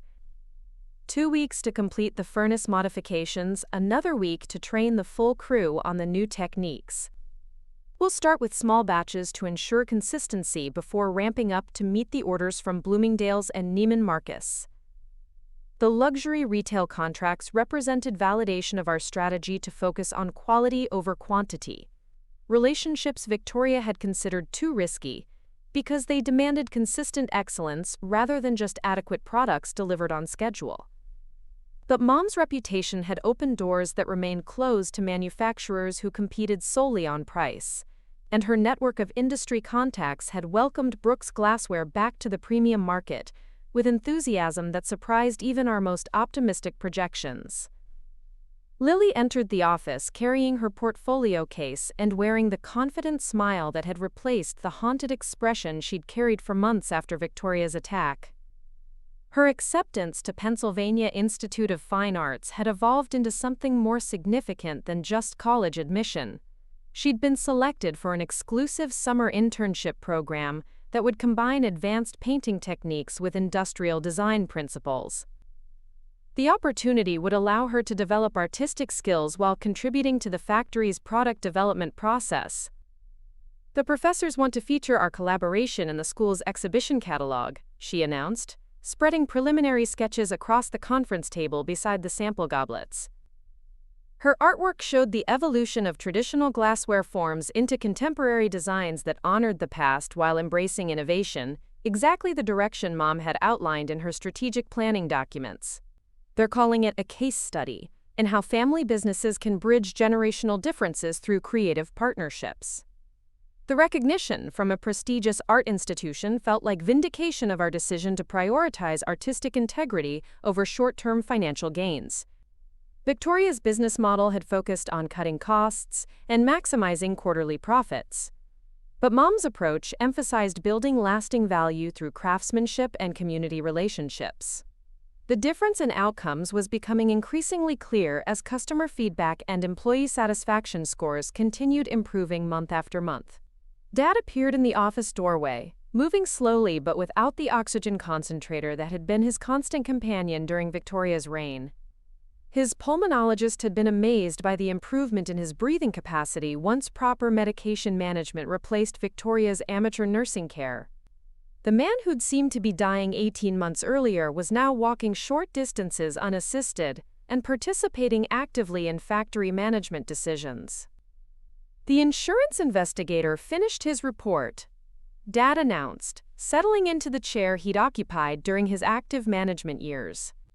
His voice was stronger than it had been in years, though still carrying the raspy quality that would always mark his battle with emphysema. Victoria's fraud scheme was more extensive than anyone suspected. She'd been systematically overbilling the company health insurance plan, filing false claims for medical equipment we never received, and pocketing the difference. The financial investigation had revealed layers of deception that went far beyond the attempted poisoning that brought Victoria's crimes to light. She'd been stealing from our family for years through carefully constructed schemes designed to look like legitimate business expenses or medical necessities related to Dad's condition. The insurance fraud alone totaled over $200,000, money she'd diverted to personal accounts, while claiming to sacrifice her own financial security for Dad's care. "How much are we recovering?" I asked, though the money itself mattered less than the principle of holding Victoria accountable for every aspect of her betrayal. The financial investigation had been therapeutic in its own way, providing concrete evidence that our suspicions about Victoria's manipulation had been justified, rather than paranoid imaginings of grieving family members. Dad consulted the legal documents with the methodical attention to detail that had made him successful in business, despite his limited formal education. The insurance company is returning the fraudulent claims with interest and penalties. Victoria's personal assets are being liquidated to cover restitution, including that expensive jewelry she claimed were family heirlooms. Combined with the improved factory profits, we're in the strongest financial position we've been in since your mother died. The irony was sharp enough to cut glass. Victoria's attempt to steal our family's legacy had ultimately strengthened it by forcing us to examine every aspect of the business and family relationships with forensic precision. Her crimes had revealed weaknesses in our financial controls and communication patterns that we might never have addressed without the crisis she'd created through her greed and violence. Carmen Rodriguez knocked and entered without waiting for permission, a privilege earned through months of faithful friendship during our family's darkest period. She carried a newspaper and wore the expression of someone delivering news that was significant but not necessarily welcome. The Millfield Herald's front page featured a photograph of Victoria being led into the courthouse for her trial, which had finally been scheduled to begin the following week after months of legal maneuvering and plea negotiations.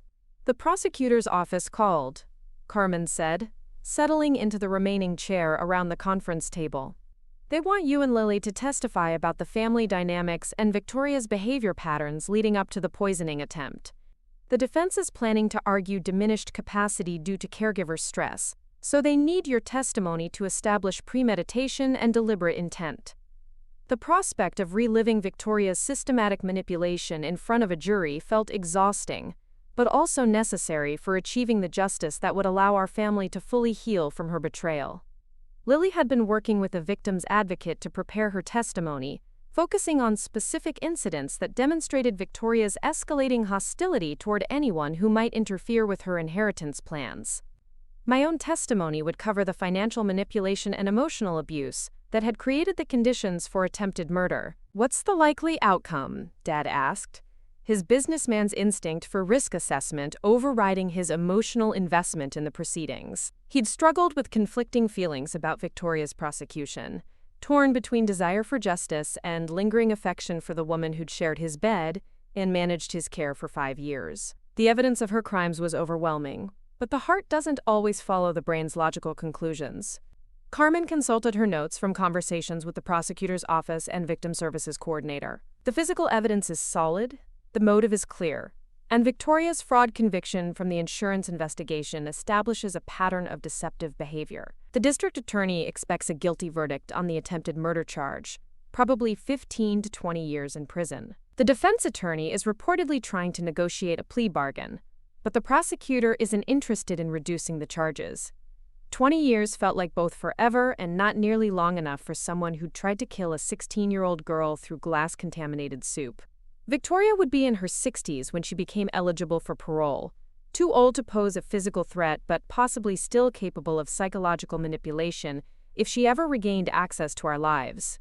The prospect of eventual release was disturbing, but the alternative of a legal system that ignored attempted murder was even worse. The factory's afternoon shift change brought the familiar sounds of workers transitioning between teams, conversations about production quotas and family news mixing with the industrial hum of furnaces and cutting equipment. I'd grown to love these moments of controlled chaos, when the building vibrated with productive human energy directed toward creating beauty from raw materials. Mom had described this atmosphere in her journals, the sense of community purpose that made manufacturing more than just a job for the people who chose to build their careers around craftsmanship. The new apprentices are exceeding expectations, Thomas reported, reviewing performance evaluations with the pride of a master craftsman watching traditions pass to younger generations.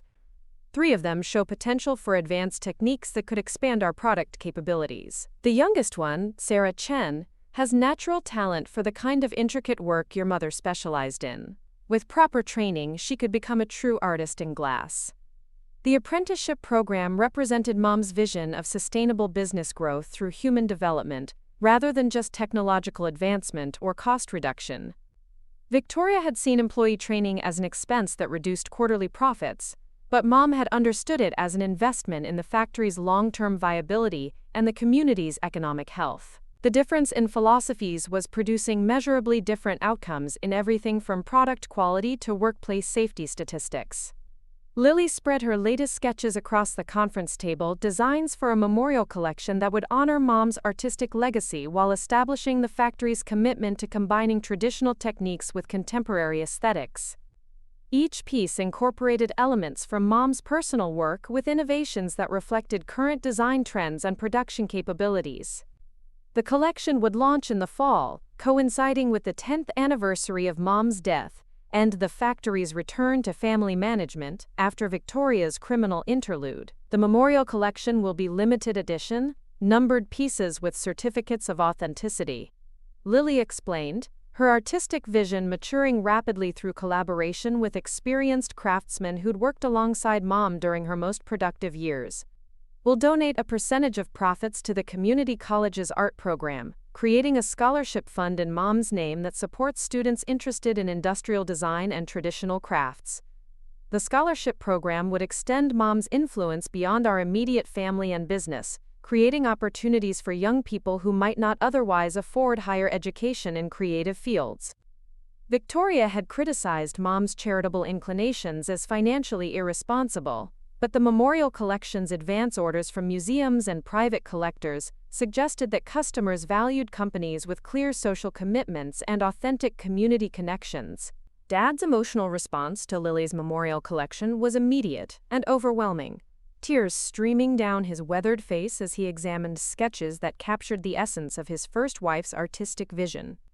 He'd struggled with guilt about remarrying so quickly after Mom's death, wondering if his loneliness had made him vulnerable to Victoria's manipulation and endangered his daughters through poor judgment. The memorial collection represented forgiveness and continuity, proof that Mom's legacy could survive and flourish despite the temporary damage Victoria had inflicted. "Your mother would be so proud," Dad whispered, his voice breaking with emotions he'd suppressed during the years when mentioning Mom too frequently had triggered Victoria's jealousy and passive-aggressive behavior. She always believed that art should serve the community, not just satisfy the artist's ego. This collection embodies everything she valued about combining beauty with social responsibility. The trial began on a Monday morning in late May, the courthouse surrounded by media trucks and curious residents who'd followed our family's story through local news coverage and small-town gossip networks. I wore Mom's pearl necklace for luck and strength, feeling her presence as a protective shield against the psychological warfare that criminal trials inevitably inflicted on victims and their families. Lily sat beside me in the spectator section, her hands steady in mine despite the trauma she'd be forced to relive through testimony and cross-examination. Victoria entered the courtroom wearing a conservative suit that made her look smaller and more ordinary than the manipulative figure who'd dominated our lives for 5 years. Her defense attorney had clearly coached her on courtroom demeanor, but nothing could disguise the calculating intelligence that had made her so dangerous as a domestic predator. She glanced once in our direction, her expression unreadable, before focusing on her legal pad as if the proceedings were merely an inconvenient business meeting. The prosecutor's opening statement was methodical and devastating, outlining the evidence of premeditation and deliberate intent that transformed Victoria's actions from domestic accident into attempted murder. Physical evidence of glass powder in her bedroom, testimony about family conflicts over Lily's art school expenses, expert analysis of the injuries that proved deliberate poisoning rather than accidental contamination. The case was built on facts rather than emotions, though the emotional impact was impossible to ignore.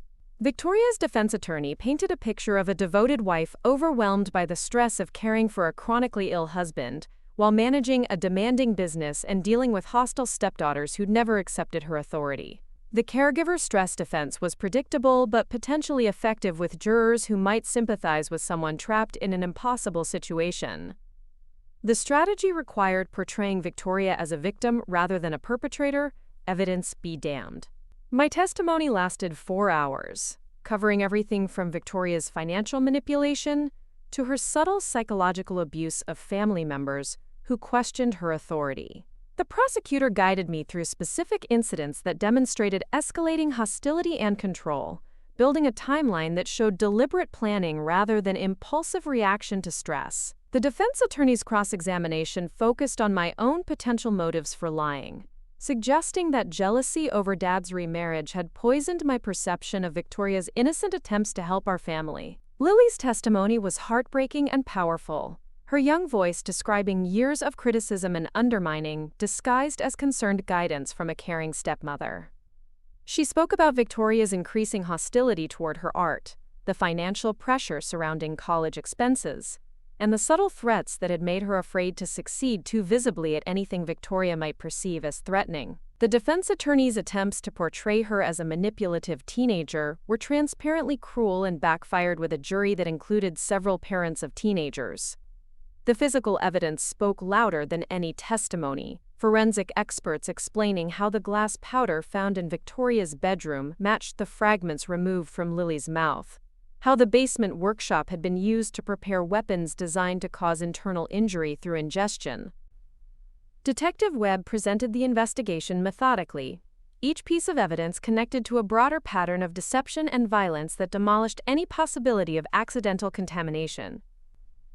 Victoria's decision to testify in her own defense surprised everyone, including her attorney, who'd reportedly advised against taking the witness stand. Her performance was masterful, but ultimately unconvincing. Tears and remorse that felt calculated rather than genuine. She claimed to love both girls like her own daughters, insisting that any conflicts had been normal family disagreements magnified by grief and stress. The prosecutor's cross-examination revealed contradictions and evasions that confirmed her manipulative nature for anyone still harboring doubts. The jury deliberated for 6 hours before returning guilty verdicts on all charges: attempted murder, aggravated assault, child endangerment, and elder abuse. Victoria's face remained impassive as the verdicts were read, but I caught the moment when her mask finally slipped, revealing the cold calculation that had always lurked beneath her performance of domestic devotion. The woman who'd shared our table and claimed to love our family was finally exposed as the predator she'd always been. Sentencing came 2 weeks later, Judge Morrison imposing the maximum penalty of 25 years in prison with no possibility of parole for 15 years. His statement from the bench was scathing, describing Victoria's crimes as a betrayal of the most fundamental human trusts between family members. The sentence meant she'd be nearly 70 before becoming eligible for release, too old to pose a physical threat, but serving as a warning to other domestic predators who might consider violence as a solution to inheritance disputes. The media coverage of Victoria's conviction brought unexpected attention to Brooks crystal and glassware manufacturing, but the publicity was overwhelmingly positive. Stories about our family's survival and the factory's renaissance under ethical management attracted customers who wanted to support businesses with authentic community connections. Orders increased dramatically, requiring expansion of production capacity and hiring of additional skilled workers who'd lost manufacturing jobs when other local factories closed or moved overseas. Summer brought the launch of Lily's first professional art exhibition, a showing at Carmen's bookstore that featured paintings inspired by her recovery from Victoria's attack and her growing understanding of her artistic heritage. The opening reception drew crowds from throughout the region, art collectors and community supporters mingling over wine and cheese, while examining work that transformed personal trauma into universal statements about resilience and renewal. Several pieces sold to collectors from Pittsburgh and Philadelphia, establishing Lily's reputation as an emerging artist worth watching. The factory's memorial collection honoring Mom's legacy debuted at the same time, limited edition pieces that sold out within hours of being announced on our website. Museums and private collectors competed for pieces that combined artistic merit with historical significance, creating waiting lists that extended production schedules well into the following year. The success validated our strategy of competing on quality and authenticity rather than just price, building customer relationships that would survive economic downturns and changing market conditions. Dad's health continued improving throughout the summer, his increased energy allowing him to resume some of his former activities, including weekend fishing trips and evening walks around the neighborhood. The man who'd seemed to be dying under Victoria's care was gradually reclaiming his vitality and independence, proof that proper medical attention and emotional support could extend quality of life, even with chronic respiratory disease. His doctors were amazed by his progress, though they warned that the underlying emphysema would always limit his physical capabilities. The insurance settlements and restitution from Victoria's criminal conviction provided financial resources that allowed aggressive reinvestment in factory infrastructure and employee development programs. New furnaces, updated safety equipment, and expanded training facilities transformed the manufacturing environment while maintaining the artisanal atmosphere that distinguished Brooks glassware from mass-produced competitors. Employee satisfaction surveys reached all-time highs, while production quality metrics exceeded industry standards by significant margins. The apprenticeship program graduated its first class in August. 12 young craftspeople who'd learned traditional glassmaking techniques while developing skills that would serve them throughout their careers. 3 accepted permanent positions with our factory, while others found employment with specialty manufacturers throughout the region. The program's success attracted attention from trade associations and economic development organizations interested in replicating our model for preserving traditional crafts while adapting to modern economic realities. Carmen's role in our family's survival earned her recognition as Millfield's Citizen of the Year, an honor that reflected community appreciation for her loyalty and courage during our darkest period. Her bookstore had become an informal community center, where residents gathered to discuss local issues and support each other through personal crises. The success of Lily's art exhibition had brought additional attention to Carmen's business, attracting customers from surrounding towns who came specifically to browse her carefully curated selection of regional authors and local artists. As autumn returned to Millfield with its familiar palette of gold and crimson, I found myself reflecting on the year that had transformed our family from victims of domestic violence into survivors who'd built something stronger from the wreckage of betrayal. Victoria's attempt to destroy us had ultimately revealed hidden reserves of strength and community support that might never have been tested under normal circumstances. The glass factory that she'd tried to steal through murder and manipulation now employed more people than ever before, while producing work that honored 3 generations of family tradition. The criminal trial had provided legal justice, but the deeper healing came through daily choices to rebuild rather than remain bitter, to trust carefully selected people rather than isolate ourselves from potential harm. Dad's gradual recovery proved that even elderly victims of domestic abuse could reclaim their autonomy and dignity with proper support. Lily's artistic development showed how creative expression could transform trauma into beauty that inspired others facing similar challenges. The memorial collection honoring Mom's legacy had exceeded all sales projections, creating a permanent scholarship fund that would support aspiring artists for decades to come. The success proved that customers valued companies with authentic stories and clear social commitments, businesses that contributed to their communities rather than just extracting profits for distant shareholders. Brooks Crystal and Glassware Manufacturing had become more than just an employer. It was a symbol of how family businesses could adapt and thrive while maintaining their fundamental values. Victoria's letters from prison arrived sporadically, always returned unopened according to the legal advice we'd received about maintaining no contact with convicted felons who might pose continued psychological threats. Her attempts at manipulation couldn't reach us through the barriers we'd constructed, legal and emotional protections that allowed healing to proceed without interference from the person who'd caused so much damage. The woman who'd tried to erase our family's legacy from existence would spend the next 15 years watching from behind bars, as we built something more beautiful and enduring than anything she'd ever created. The glass fragments that had nearly killed Lily remained locked in evidence storage, physical proof of malice disguised as accident. But the fragments of our family's shattered trust had been carefully reformed into something clearer and stronger, tempered by truth and shaped by the understanding that genuine love protects rather than exploits the people we claim to cherish. The inheritance Mom had protected through careful legal planning was finally safe in the hands of daughters who understood both its value and its responsibilities. Winter's approach brought the peaceful satisfaction of challenges overcome and wounds healed through time and determination. The factory's order books were full through the following summer. Employees had job security that allowed them to plan for their families, futures, and the Brooks name once again represented integrity and excellence in an industry that too often prioritized speed over craftsmanship. Victoria's attempt to steal our legacy had failed completely, leaving us stronger and more united than we'd ever been during her years of systematic manipulation. The Pennsylvania State Business Excellence Award arrived on a crisp December morning, delivered by special courier to the factory's main office, along with an invitation to accept the honor at a ceremony in Harrisburg.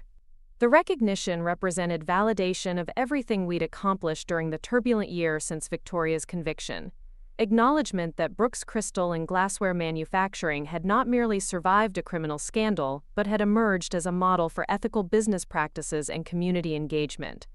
I held the embossed certificate in hands that no longer trembled when unexpected deliveries arrived, no longer automatically feared bad news hiding behind official-looking envelopes. The woman who'd once jumped at shadows cast by Victoria's manipulation had learned to trust her own judgment and the loyalty of people who'd proven themselves through actions rather than words. The transformation felt as profound as the factory's renaissance, personal growth emerging from professional challenges that had tested every assumption about family, business, and human nature. Thomas Mitchell knocked on the office door with his characteristic gentle persistence, carrying production reports that showed another month of record-breaking performance across every meaningful metric.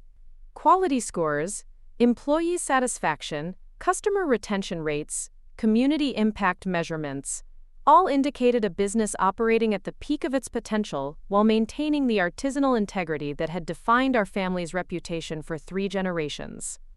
The numbers told a story of resurrection that would have seemed impossible during Victoria's reign of financial manipulation and workplace demoralization.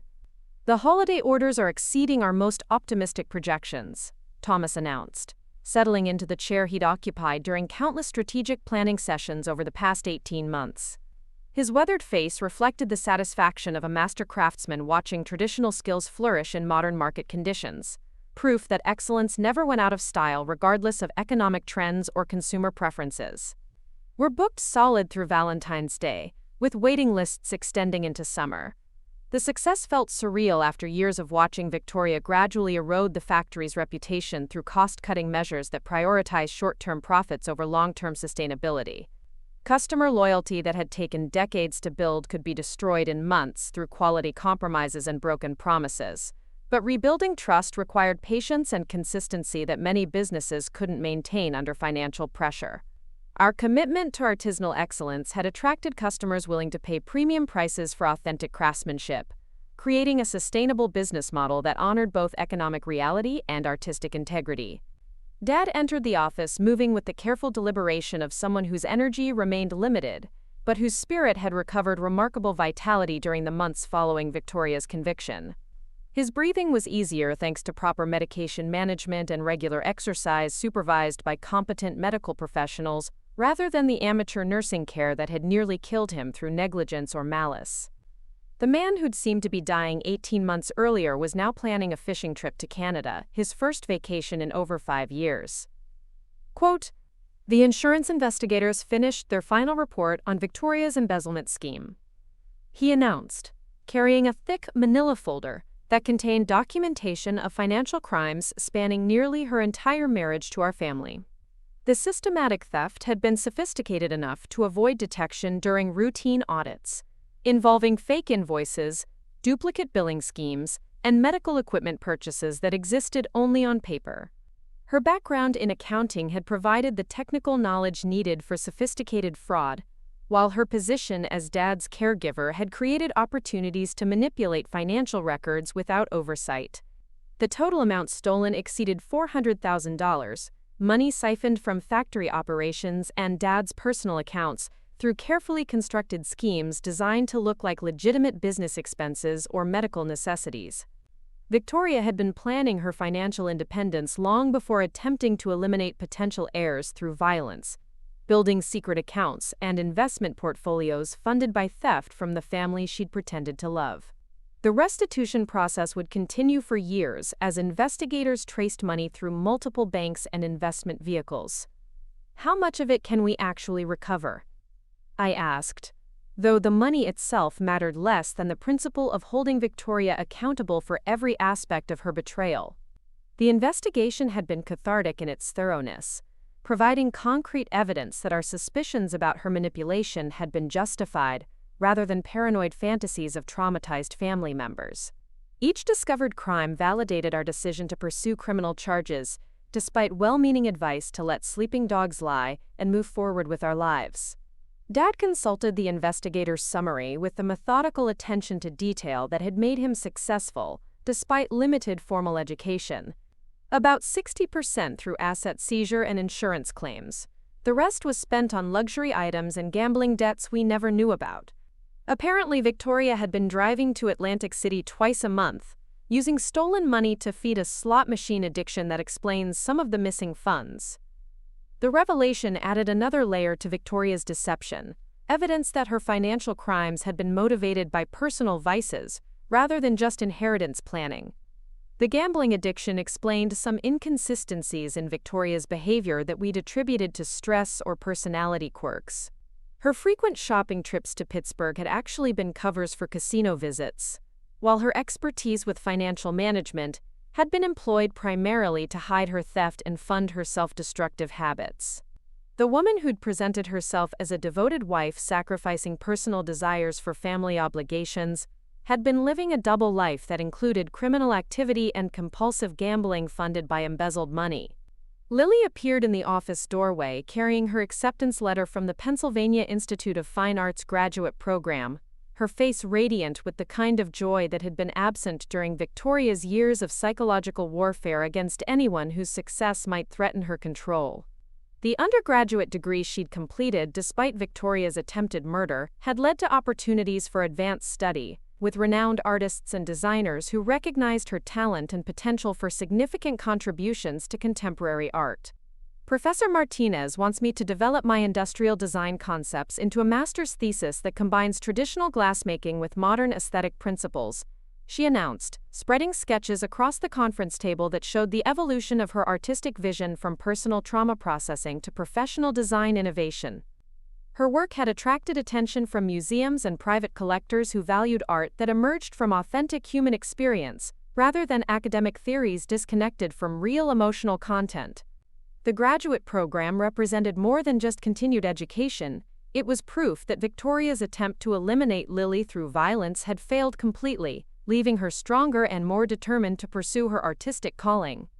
The scholarship funding her studies had been established partly through profits from the memorial collection honoring Mom's legacy, creating a circle of support that connected past, present, and future generations of Brooks family creativity. Victoria had tried to steal our legacy, but had instead catalyzed its most dramatic flowering in decades. The thesis committee is interested in documenting our family's story as part of the academic research. Lily continued, her voice carrying the confidence of someone who'd survived attempted murder and emerged with enhanced rather than diminished faith in her own worth and capabilities. They want to explore how traditional crafts can adapt to contemporary market conditions while maintaining their essential character and community connections. The academic attention felt validating, but also slightly overwhelming, transforming our family's private struggle against domestic violence into a case study that might influence business education and public policy discussions about family enterprises and community development. The responsibility of representing broader social issues through our personal experience required careful consideration of how much privacy we were willing to sacrifice for potential positive impact on other families facing similar challenges. Carmen Rodriguez knocked and entered carrying coffee and the morning edition of the Pittsburgh Post-Gazette, which featured a business section article about small manufacturers thriving through quality focus and community engagement. Brooks crystal and glassware manufacturing was prominently featured as an example of how family businesses could overcome scandals and economic pressures by returning to fundamental values of craftsmanship and ethical operations.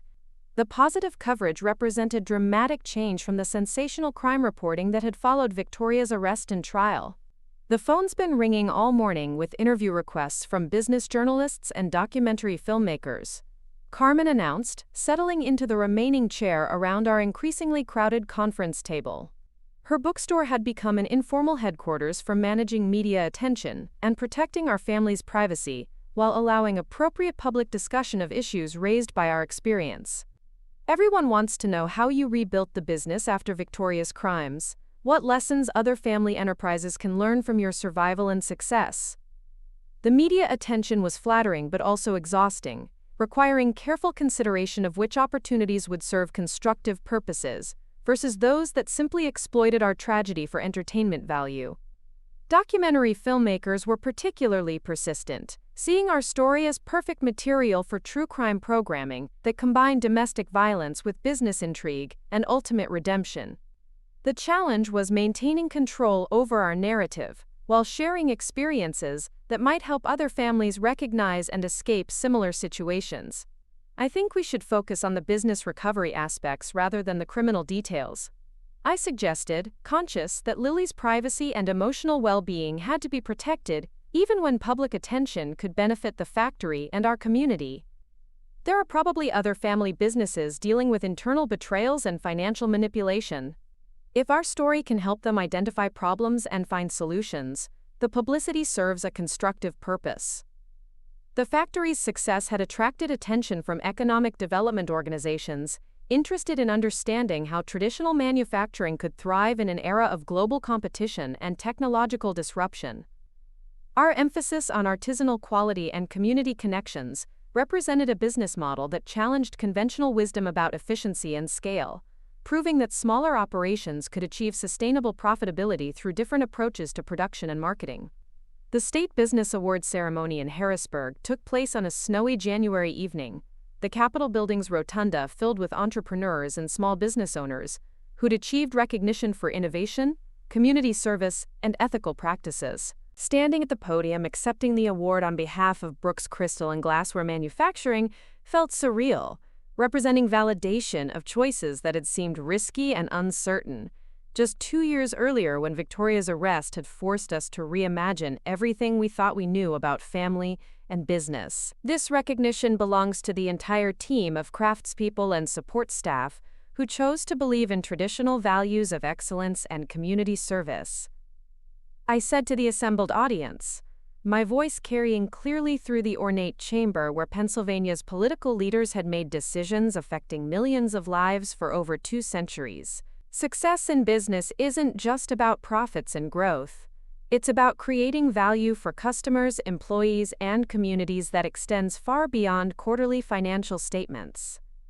The applause was warm and sustained, suggesting that other business owners shared frustration with economic models that prioritize short-term gains over long-term sustainability and social responsibility. The award recognized not just our financial performance, but our commitment to employee development, environmental stewardship, and community engagement that demonstrated how businesses could serve broader purposes while achieving commercial success. Dad's presence at the ceremony represented triumph over Victoria's systematic attempt to isolate him from family and community connections through medical manipulation and emotional abuse. The man who'd nearly died under her care was now traveling independently and participating in public events that celebrated values he'd spent his lifetime defending through business practices that honored both customers and employees as essential partners rather than just economic resources. The drive home to Millfield, through Pennsylvania's winter landscape, felt like a victory lap. The State Business Award secured in its presentation case, while snow fell steadily on familiar highways and small towns that represented the backbone of American manufacturing and community life. The recognition validated our decision to focus on quality and authenticity, rather than chasing trends or competing solely on price with overseas manufacturers who couldn't match our commitment to craftsmanship and customer service. The factory's order books were full through the following Christmas season, with waiting lists that extended production schedules well into the next year.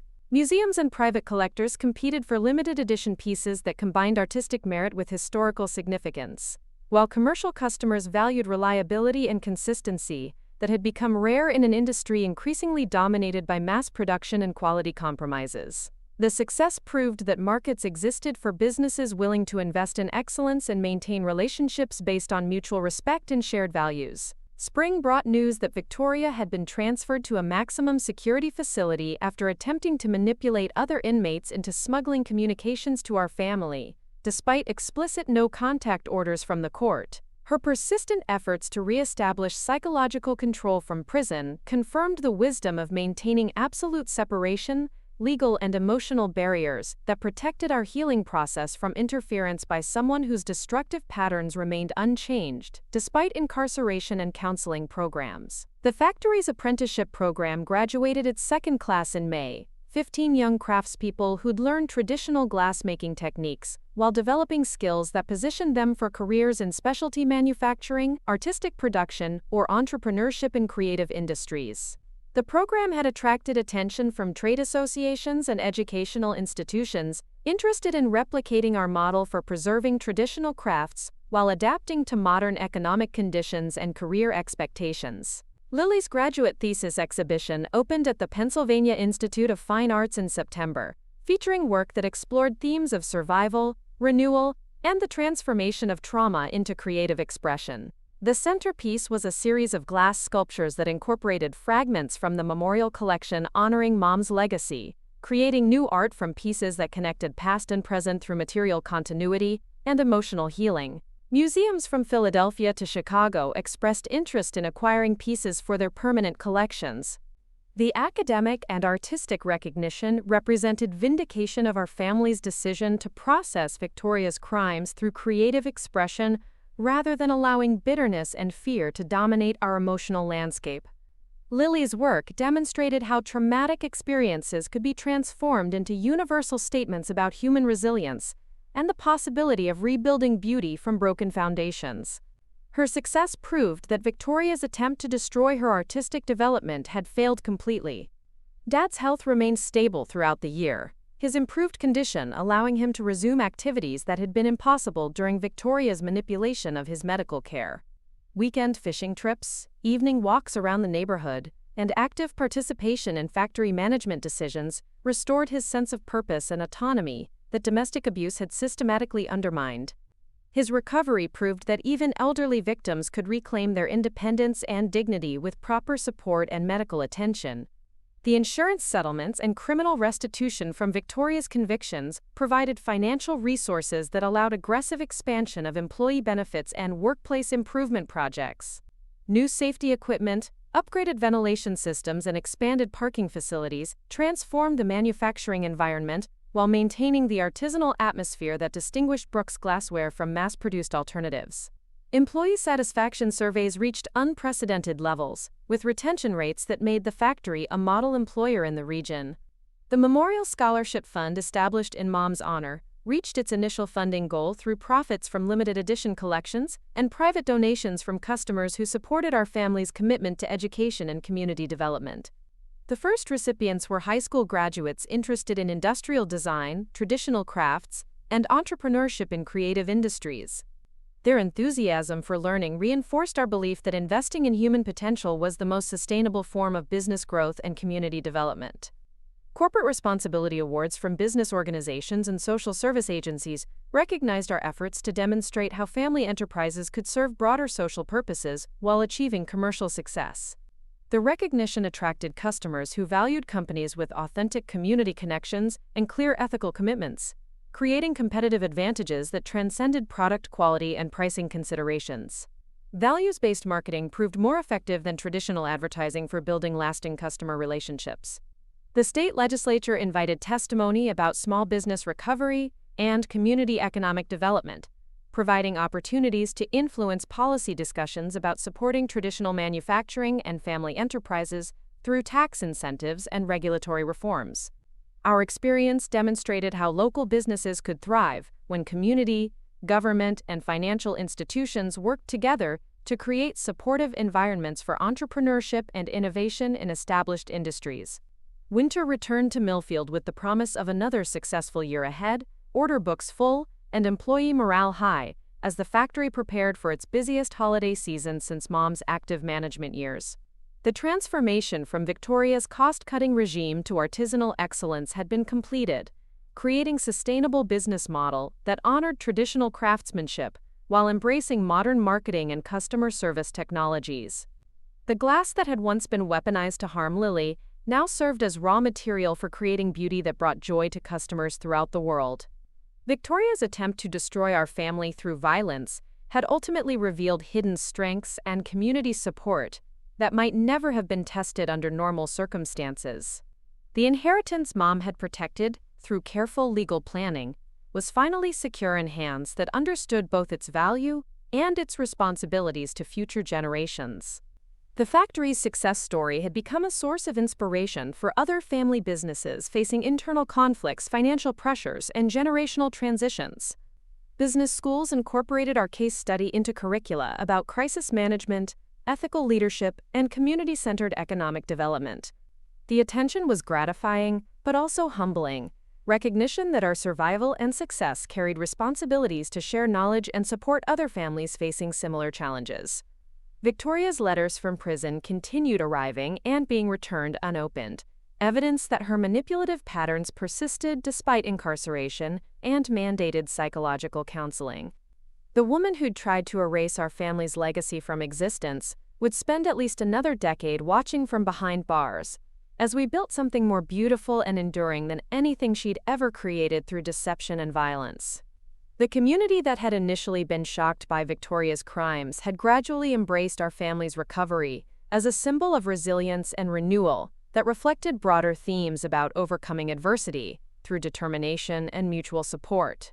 Millfield's economy benefited from the factory's success, while our story attracted visitors and media attention that showcased the town's character and values to audiences throughout Pennsylvania and neighboring states. The glass fragments that had nearly killed Lily remained locked in evidence storage, physical proof of malice disguised as accident.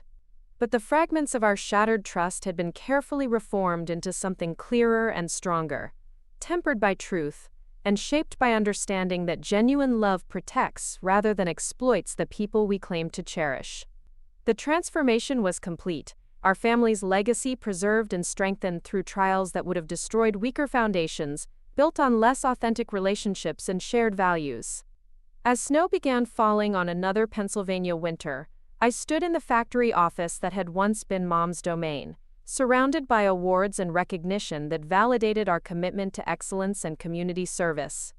The business she'd built was thriving under management that honored her vision while adapting to contemporary challenges and opportunities. The daughters she'd died too young to guide had found their own paths forward, stronger and more united than ever before. The inheritance was finally secure, protected by law and sustained by love that had survived attempted murder and financial betrayal. Victoria's scheme had failed completely, leaving us more prosperous and connected to our community than we'd been before her crimes, brought hidden problems into the light where they could be addressed and resolved. The glass factory would continue producing beauty from raw materials for generations to come, employing skilled craftspeople and serving customers who valued authenticity over mere convenience or low prices. 5 years had passed since Victoria's conviction, and the woman I'd become bore little resemblance to the frightened daughter who'd once trembled at unexpected phone calls and jumped at shadows cast by her stepmother's manipulation. The executive suite of Brooks Crystal and Glassware Manufacturing reflected this transformation, walls lined with industry awards and photographs documenting the company's evolution, from near bankruptcy under criminal management to industry leadership built on authentic values and sustainable practices. The morning sun streamed through windows that overlooked production floors humming with activity, master craftspeople training the next generation of artisans, while automated systems handled routine tasks that freed skilled workers to focus on creative challenges and quality innovation. The factory employed over 300 people now, making it Millfield's largest employer and a cornerstone of the regional economy that attracted suppliers, service providers, and complementary businesses to our small Pennsylvania community. Thomas Mitchell's retirement party was scheduled for that afternoon, a celebration of 47 years of dedicated service that had bridged 3 generations of Brooks family leadership. His successor was Sarah Chen, the young apprentice who'd shown exceptional talent and leadership potential during her training program. At 26, she brought technical expertise and fresh perspectives that honored traditional craftsmanship while embracing innovations that would position the company for continued growth and market expansion. The transition represented more than just personnel changes. It symbolized the factory's evolution from family-dominated management to professional operations that maintained founding values while adapting to contemporary business realities. Sarah's appointment as production manager broke gender barriers that had existed since the company's founding, demonstrating our commitment to merit-based advancement and inclusive workplace policies that attracted top talent regardless of demographic characteristics. Dad entered my office moving with the careful deliberation of someone whose energy remained limited, but whose spirit had recovered remarkable vitality during the years following his release from Victoria's psychological and medical manipulation. At 71, he served as chairman emeritus, providing strategic guidance while allowing younger leadership to handle day-to-day operations. His breathing was managed through medication and lifestyle changes that permitted independent living and active participation in community activities he'd abandoned during his marriage to Victoria. The documentary team wants to interview you for the final segment. Quote, he announced, settling into the chair he'd occupied during countless strategy sessions over the past 5 years. The HBO production about our family's survival and business recovery had been filming intermittently for 18 months, creating what the producers described as a definitive exploration of domestic violence, financial crime, and corporate renewal in contemporary America. The documentary represented both opportunity and risk, offering platforms to discuss issues affecting millions of families while exposing our private struggles to public scrutiny and potential misinterpretation. We'd agreed to participate primarily because other victims of domestic violence might benefit from seeing our recovery process, understanding that escape was possible and that lives could be rebuilt stronger than before. The attention also helped the factory by showcasing our commitment to ethical practices and community development. What kind of questions are they planning? I asked, conscious that media interviews required careful preparation to ensure our message remained focused on constructive themes, rather than sensational details that exploited tragedy for entertainment value. The film crew had been respectful and professional, but documentary editing could transform honest conversations into misleading narratives that served ratings rather than truth. Dad consulted his notes from the producer's preliminary discussion, his handwriting more precise than it had been during Victoria's reign when medication side effects had affected his fine motor control. They want to explore the long-term impact of Victoria's crimes on family relationships and business operations. How we rebuilt trust. What lessons other families might learn from our experience. Whether the trauma created lasting changes in how we approach personal and professional relationships. The questions touched on themes we discussed privately but rarely addressed in public forums. Psychological and emotional aspects of recovery that were more complex than simple success stories suggested. The healing process had been gradual and sometimes painful, requiring professional counseling and family therapy to address deep-seated trust issues and communication patterns damaged by years of manipulation and fear. Our relationship had emerged stronger but fundamentally different, based on conscious choices rather than assumed obligations. Lily knocked on the office door and entered carrying her completed master's thesis, a comprehensive exploration of traditional crafts adaptation in contemporary markets that had earned academic recognition and attracted attention from museums and private collectors throughout North America and Europe.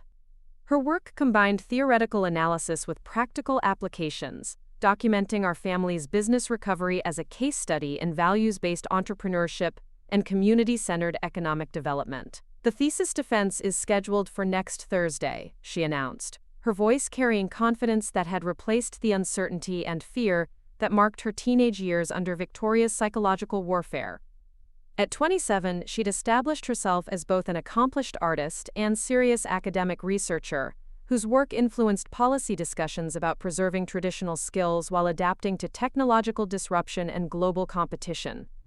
Her doctoral program at the University of Pennsylvania represented the culmination of an educational journey that Victoria had tried to sabotage through financial pressure and emotional manipulation. The woman who'd attempted to eliminate Lily through poison had unwittingly catalyzed her academic and artistic development, providing traumatic experiences that became source material for creative work that resonated with audiences seeking authentic expressions of survival and renewal. Will you be able to attend the defense? Lily asked, understanding that my responsibilities as company president often conflicted with family events. Despite our efforts to maintain healthy work-life boundaries, the business demanded constant attention during a period of rapid growth and market expansion.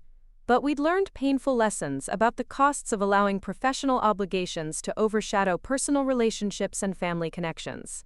I wouldn't miss it for anything, I replied, meaning every word despite knowing that customer meetings and production schedules would require rearrangement to accommodate the academic ceremony. Lily's success represented validation of our family's commitment to education and personal development, proof that Victoria's crimes had ultimately strengthened rather than destroyed our bonds and shared aspirations. The factory's memorial garden had been completed that spring, a quiet space adjacent to the main production facility where employees and visitors could reflect on the values that guided our operations and community involvement. Mom's memorial bench occupied the garden's center, surrounded by flowering plants and shade trees that provided peaceful retreat from the industrial activity that sustained hundreds of families throughout the region. The garden represented more than just landscaping. It symbolized our commitment to balancing commercial success with human dignity and environmental stewardship.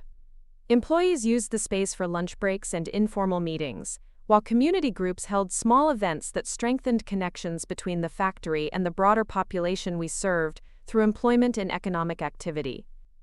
Carmen Rodriguez had been instrumental in designing the memorial garden, her background in literature and community organizing, providing perspectives that enhanced the space's symbolic meaning and practical functionality.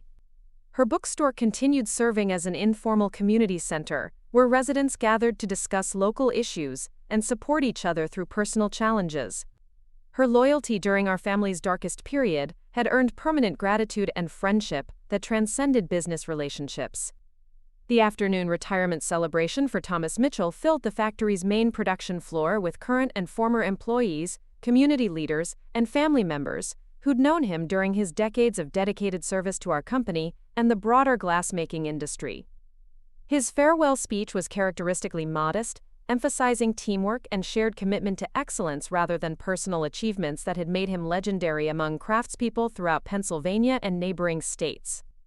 This factory succeeds because everyone understands that quality comes from caring about your work and the people who depend on what you create, Thomas said to the assembled crowd, his voice carrying the authority of someone whose expertise had been earned through decades of hands-on experience and continuous learning. The Brooks family has always treated employees as partners rather than just workers, and that philosophy makes all the difference in what we accomplish together. The tribute video showcased highlights from Thomas's career, including his role in training dozens of apprentices who'd become master craftspeople themselves, his innovations in production techniques that improved both quality and safety, and his leadership during the crisis that followed Victoria's arrest when the factory's survival had seemed uncertain. His steady presence and institutional knowledge had been crucial for maintaining operations, while new management systems were established and employee confidence was rebuilt. Sarah Chen's acceptance of the production manager position represented continuity and change, honoring traditional craftsmanship while embracing technological innovations that would maintain competitive advantages in increasingly challenging global markets. Her background combined formal engineering education with hands-on glassmaking experience, technical expertise that would guide the factory's evolution while preserving the artisanal character that distinguished Brooks' products from mass-produced alternatives. The documentary crew captured the retirement ceremony, recognizing its significance as a milestone in the factory's recovery and evolution following Victoria's criminal disruption of operations and family relationships. The footage would likely become an important element in the film's narrative structure, demonstrating how businesses could maintain essential values while adapting to new leadership and changing market conditions. Dad's emotional speech honoring Thomas's contributions brought tears to many eyes, including his own as he reflected on their friendship spanning over 4 decades of shared challenges and achievements. The relationship between owner and employee had evolved into genuine respect and affection that transcended workplace hierarchies, demonstrating the kind of authentic human connections that Victoria's manipulative approach to management had systematically undermined. The evening brought the quarterly board meeting, attended by community leaders and longtime employees, who provided oversight and strategic guidance for the factory's continued growth and development. The agenda included reports on financial performance, employee satisfaction surveys, environmental impact assessments, and community involvement programs that measured success through multiple criteria rather than just profit maximization. The financial results continued exceeding projections, with revenue growth driven by premium pricing for artisanal products and expanding markets for custom design services that leveraged our reputation for quality and reliability. The memorial collection honoring Mom's legacy had become a permanent product line, generating substantial profits while funding scholarship programs and community development initiatives that strengthened the factory's social impact and local support. International recognition had attracted orders from museums and collectors in Europe, Asia, and Australia, establishing Brooks crystal and glassware manufacturing as a global brand associated with American craftsmanship and authentic family business values. The expansion required careful management to maintain quality standards while meeting increased demand, balancing growth opportunities with the intimate scale that made personalized service and artistic excellence possible. The employee satisfaction surveys reflected workplace culture transformation that had occurred during the years following Victoria's conviction and removal from company operations. Morale indicators, safety statistics, retention rates, and professional development participation had all improved dramatically once authoritarian management gave way to collaborative approaches that valued worker input and individual contributions to collective success. Environmental initiatives had reduced waste production, improved energy efficiency, and established recycling programs that minimized the factory's ecological footprint while demonstrating corporate responsibility that attracted environmentally conscious customers and employees. The sustainability efforts had generated cost savings that funded additional improvements while positioning the company as an industry leader in environmental stewardship and community accountability. The board approved expansion plans that would add 50 new positions over the following 2 years. Growth that would make Brooks Crystal and Glassware Manufacturing the largest employer in Millfield's history, while maintaining the family business atmosphere that had attracted loyal customers and dedicated employees.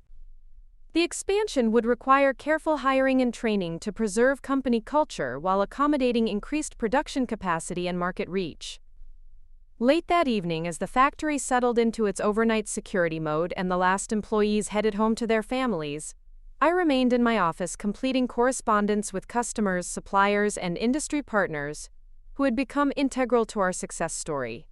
The work was demanding but satisfying, providing sense of purpose that had been absent during Victoria's manipulation, when every achievement felt hollow and threatened by her underlying hostility toward family members she couldn't control. The view from my office window encompassed the entire industrial complex that employed hundreds of people and supported thousands more, through indirect economic activities, supplier relationships, and community spending that multiplied the factory's impact throughout the region. The responsibility was enormous but no longer overwhelming, shared with competent managers and supported by employees whose commitment to excellence matched our own family's values and aspirations. The Memorial Scholarship Fund, established in Mom's honor, had reached its initial goal and was expanding to support additional students interested in traditional crafts, industrial design, and entrepreneurship in creative industries. The recipients were high school graduates whose enthusiasm for learning and commitment to community service reflected the values that had guided our family's business philosophy for 3 generations. A letter from the Pennsylvania governor's office requested testimony about small business recovery and family enterprise resilience for upcoming legislative hearings on economic development and rural employment initiatives. The recognition represented opportunities to influence policy discussions while sharing experiences that might benefit other families and communities facing similar challenges from domestic violence, financial crime, and business disruption. Victoria's latest parole hearing had been denied. Her continued manipulation attempts and refusal to acknowledge responsibility for her crimes convincing the review board that she remained dangerous to our family and potentially other victims. The denial meant another 3 years before her next review, time that would allow continued healing and business development without interference from someone whose destructive patterns persisted despite incarceration and mandated counseling programs. The woman who'd tried to steal our inheritance through murder and financial manipulation would spend at least another decade watching from behind bars, as we built something more beautiful and enduring than anything she'd ever created through deception and violence. Her scheme had failed completely, leaving us more prosperous and united than we'd been before. Her crimes brought hidden problems into the light where they could be addressed and resolved. The glass fragments that had nearly killed Lily remained locked in evidence storage, physical proof of malice disguised as accident that would be preserved until Victoria's sentence was completed and appeals process exhausted. But the fragments of our shattered trust had been carefully reformed into something clearer and stronger, tempered by truth, and shaped by understanding that genuine love protects, rather than exploits the people we claim to cherish. As I prepared to leave the office and drive home through Millfield's quiet streets, past houses where factory employees and their families were settling into evening routines made possible by steady employment and community stability, I reflected on the journey that had transformed our family from victims of domestic violence into advocates for survivors and exemplars of ethical business practices. The inheritance Mom had protected through careful legal planning was finally secure, managed by daughters who understood both its value and its responsibilities to future generations of family members and community stakeholders. The glass factory would continue producing beauty from raw materials for decades to come, employing skilled craftspeople and serving customers who valued authenticity over mere convenience or low prices. The story wasn't finished. It would continue evolving as Lily completed her doctoral program and potentially joined the company's management team, as Dad aged and required different forms of support and involvement, as market conditions and technological developments created new challenges and opportunities for growth and innovation. But the foundation was solid now, built on truth rather than lies, love rather than manipulation, community rather than exploitation. Victoria had tried to write our story's ending through violence and theft, but she'd succeeded only in revealing hidden strengths and community support that might never have been tested under normal circumstances. The woman who'd attempted to erase our family's legacy from existence had instead catalyzed its most dramatic flowering in generations, proving that authentic values and genuine relationships could survive and thrive despite criminal assault and systematic betrayal. The lights of Millfield twinkled in my rearview mirror as I drove toward home, toward the house where Dad was probably reading in his favorite chair, and where Lily might be painting in her studio, creating beauty from experiences that had once threatened to destroy everything we held dear. The inheritance was secure, the legacy preserved and strengthened, the future bright with possibilities that Victoria's crimes had tried but failed to extinguish. Up next, you've got 2 more standout stories right on your screen. If this one hit the mark, you won't want to pass these up. Just click and check them out.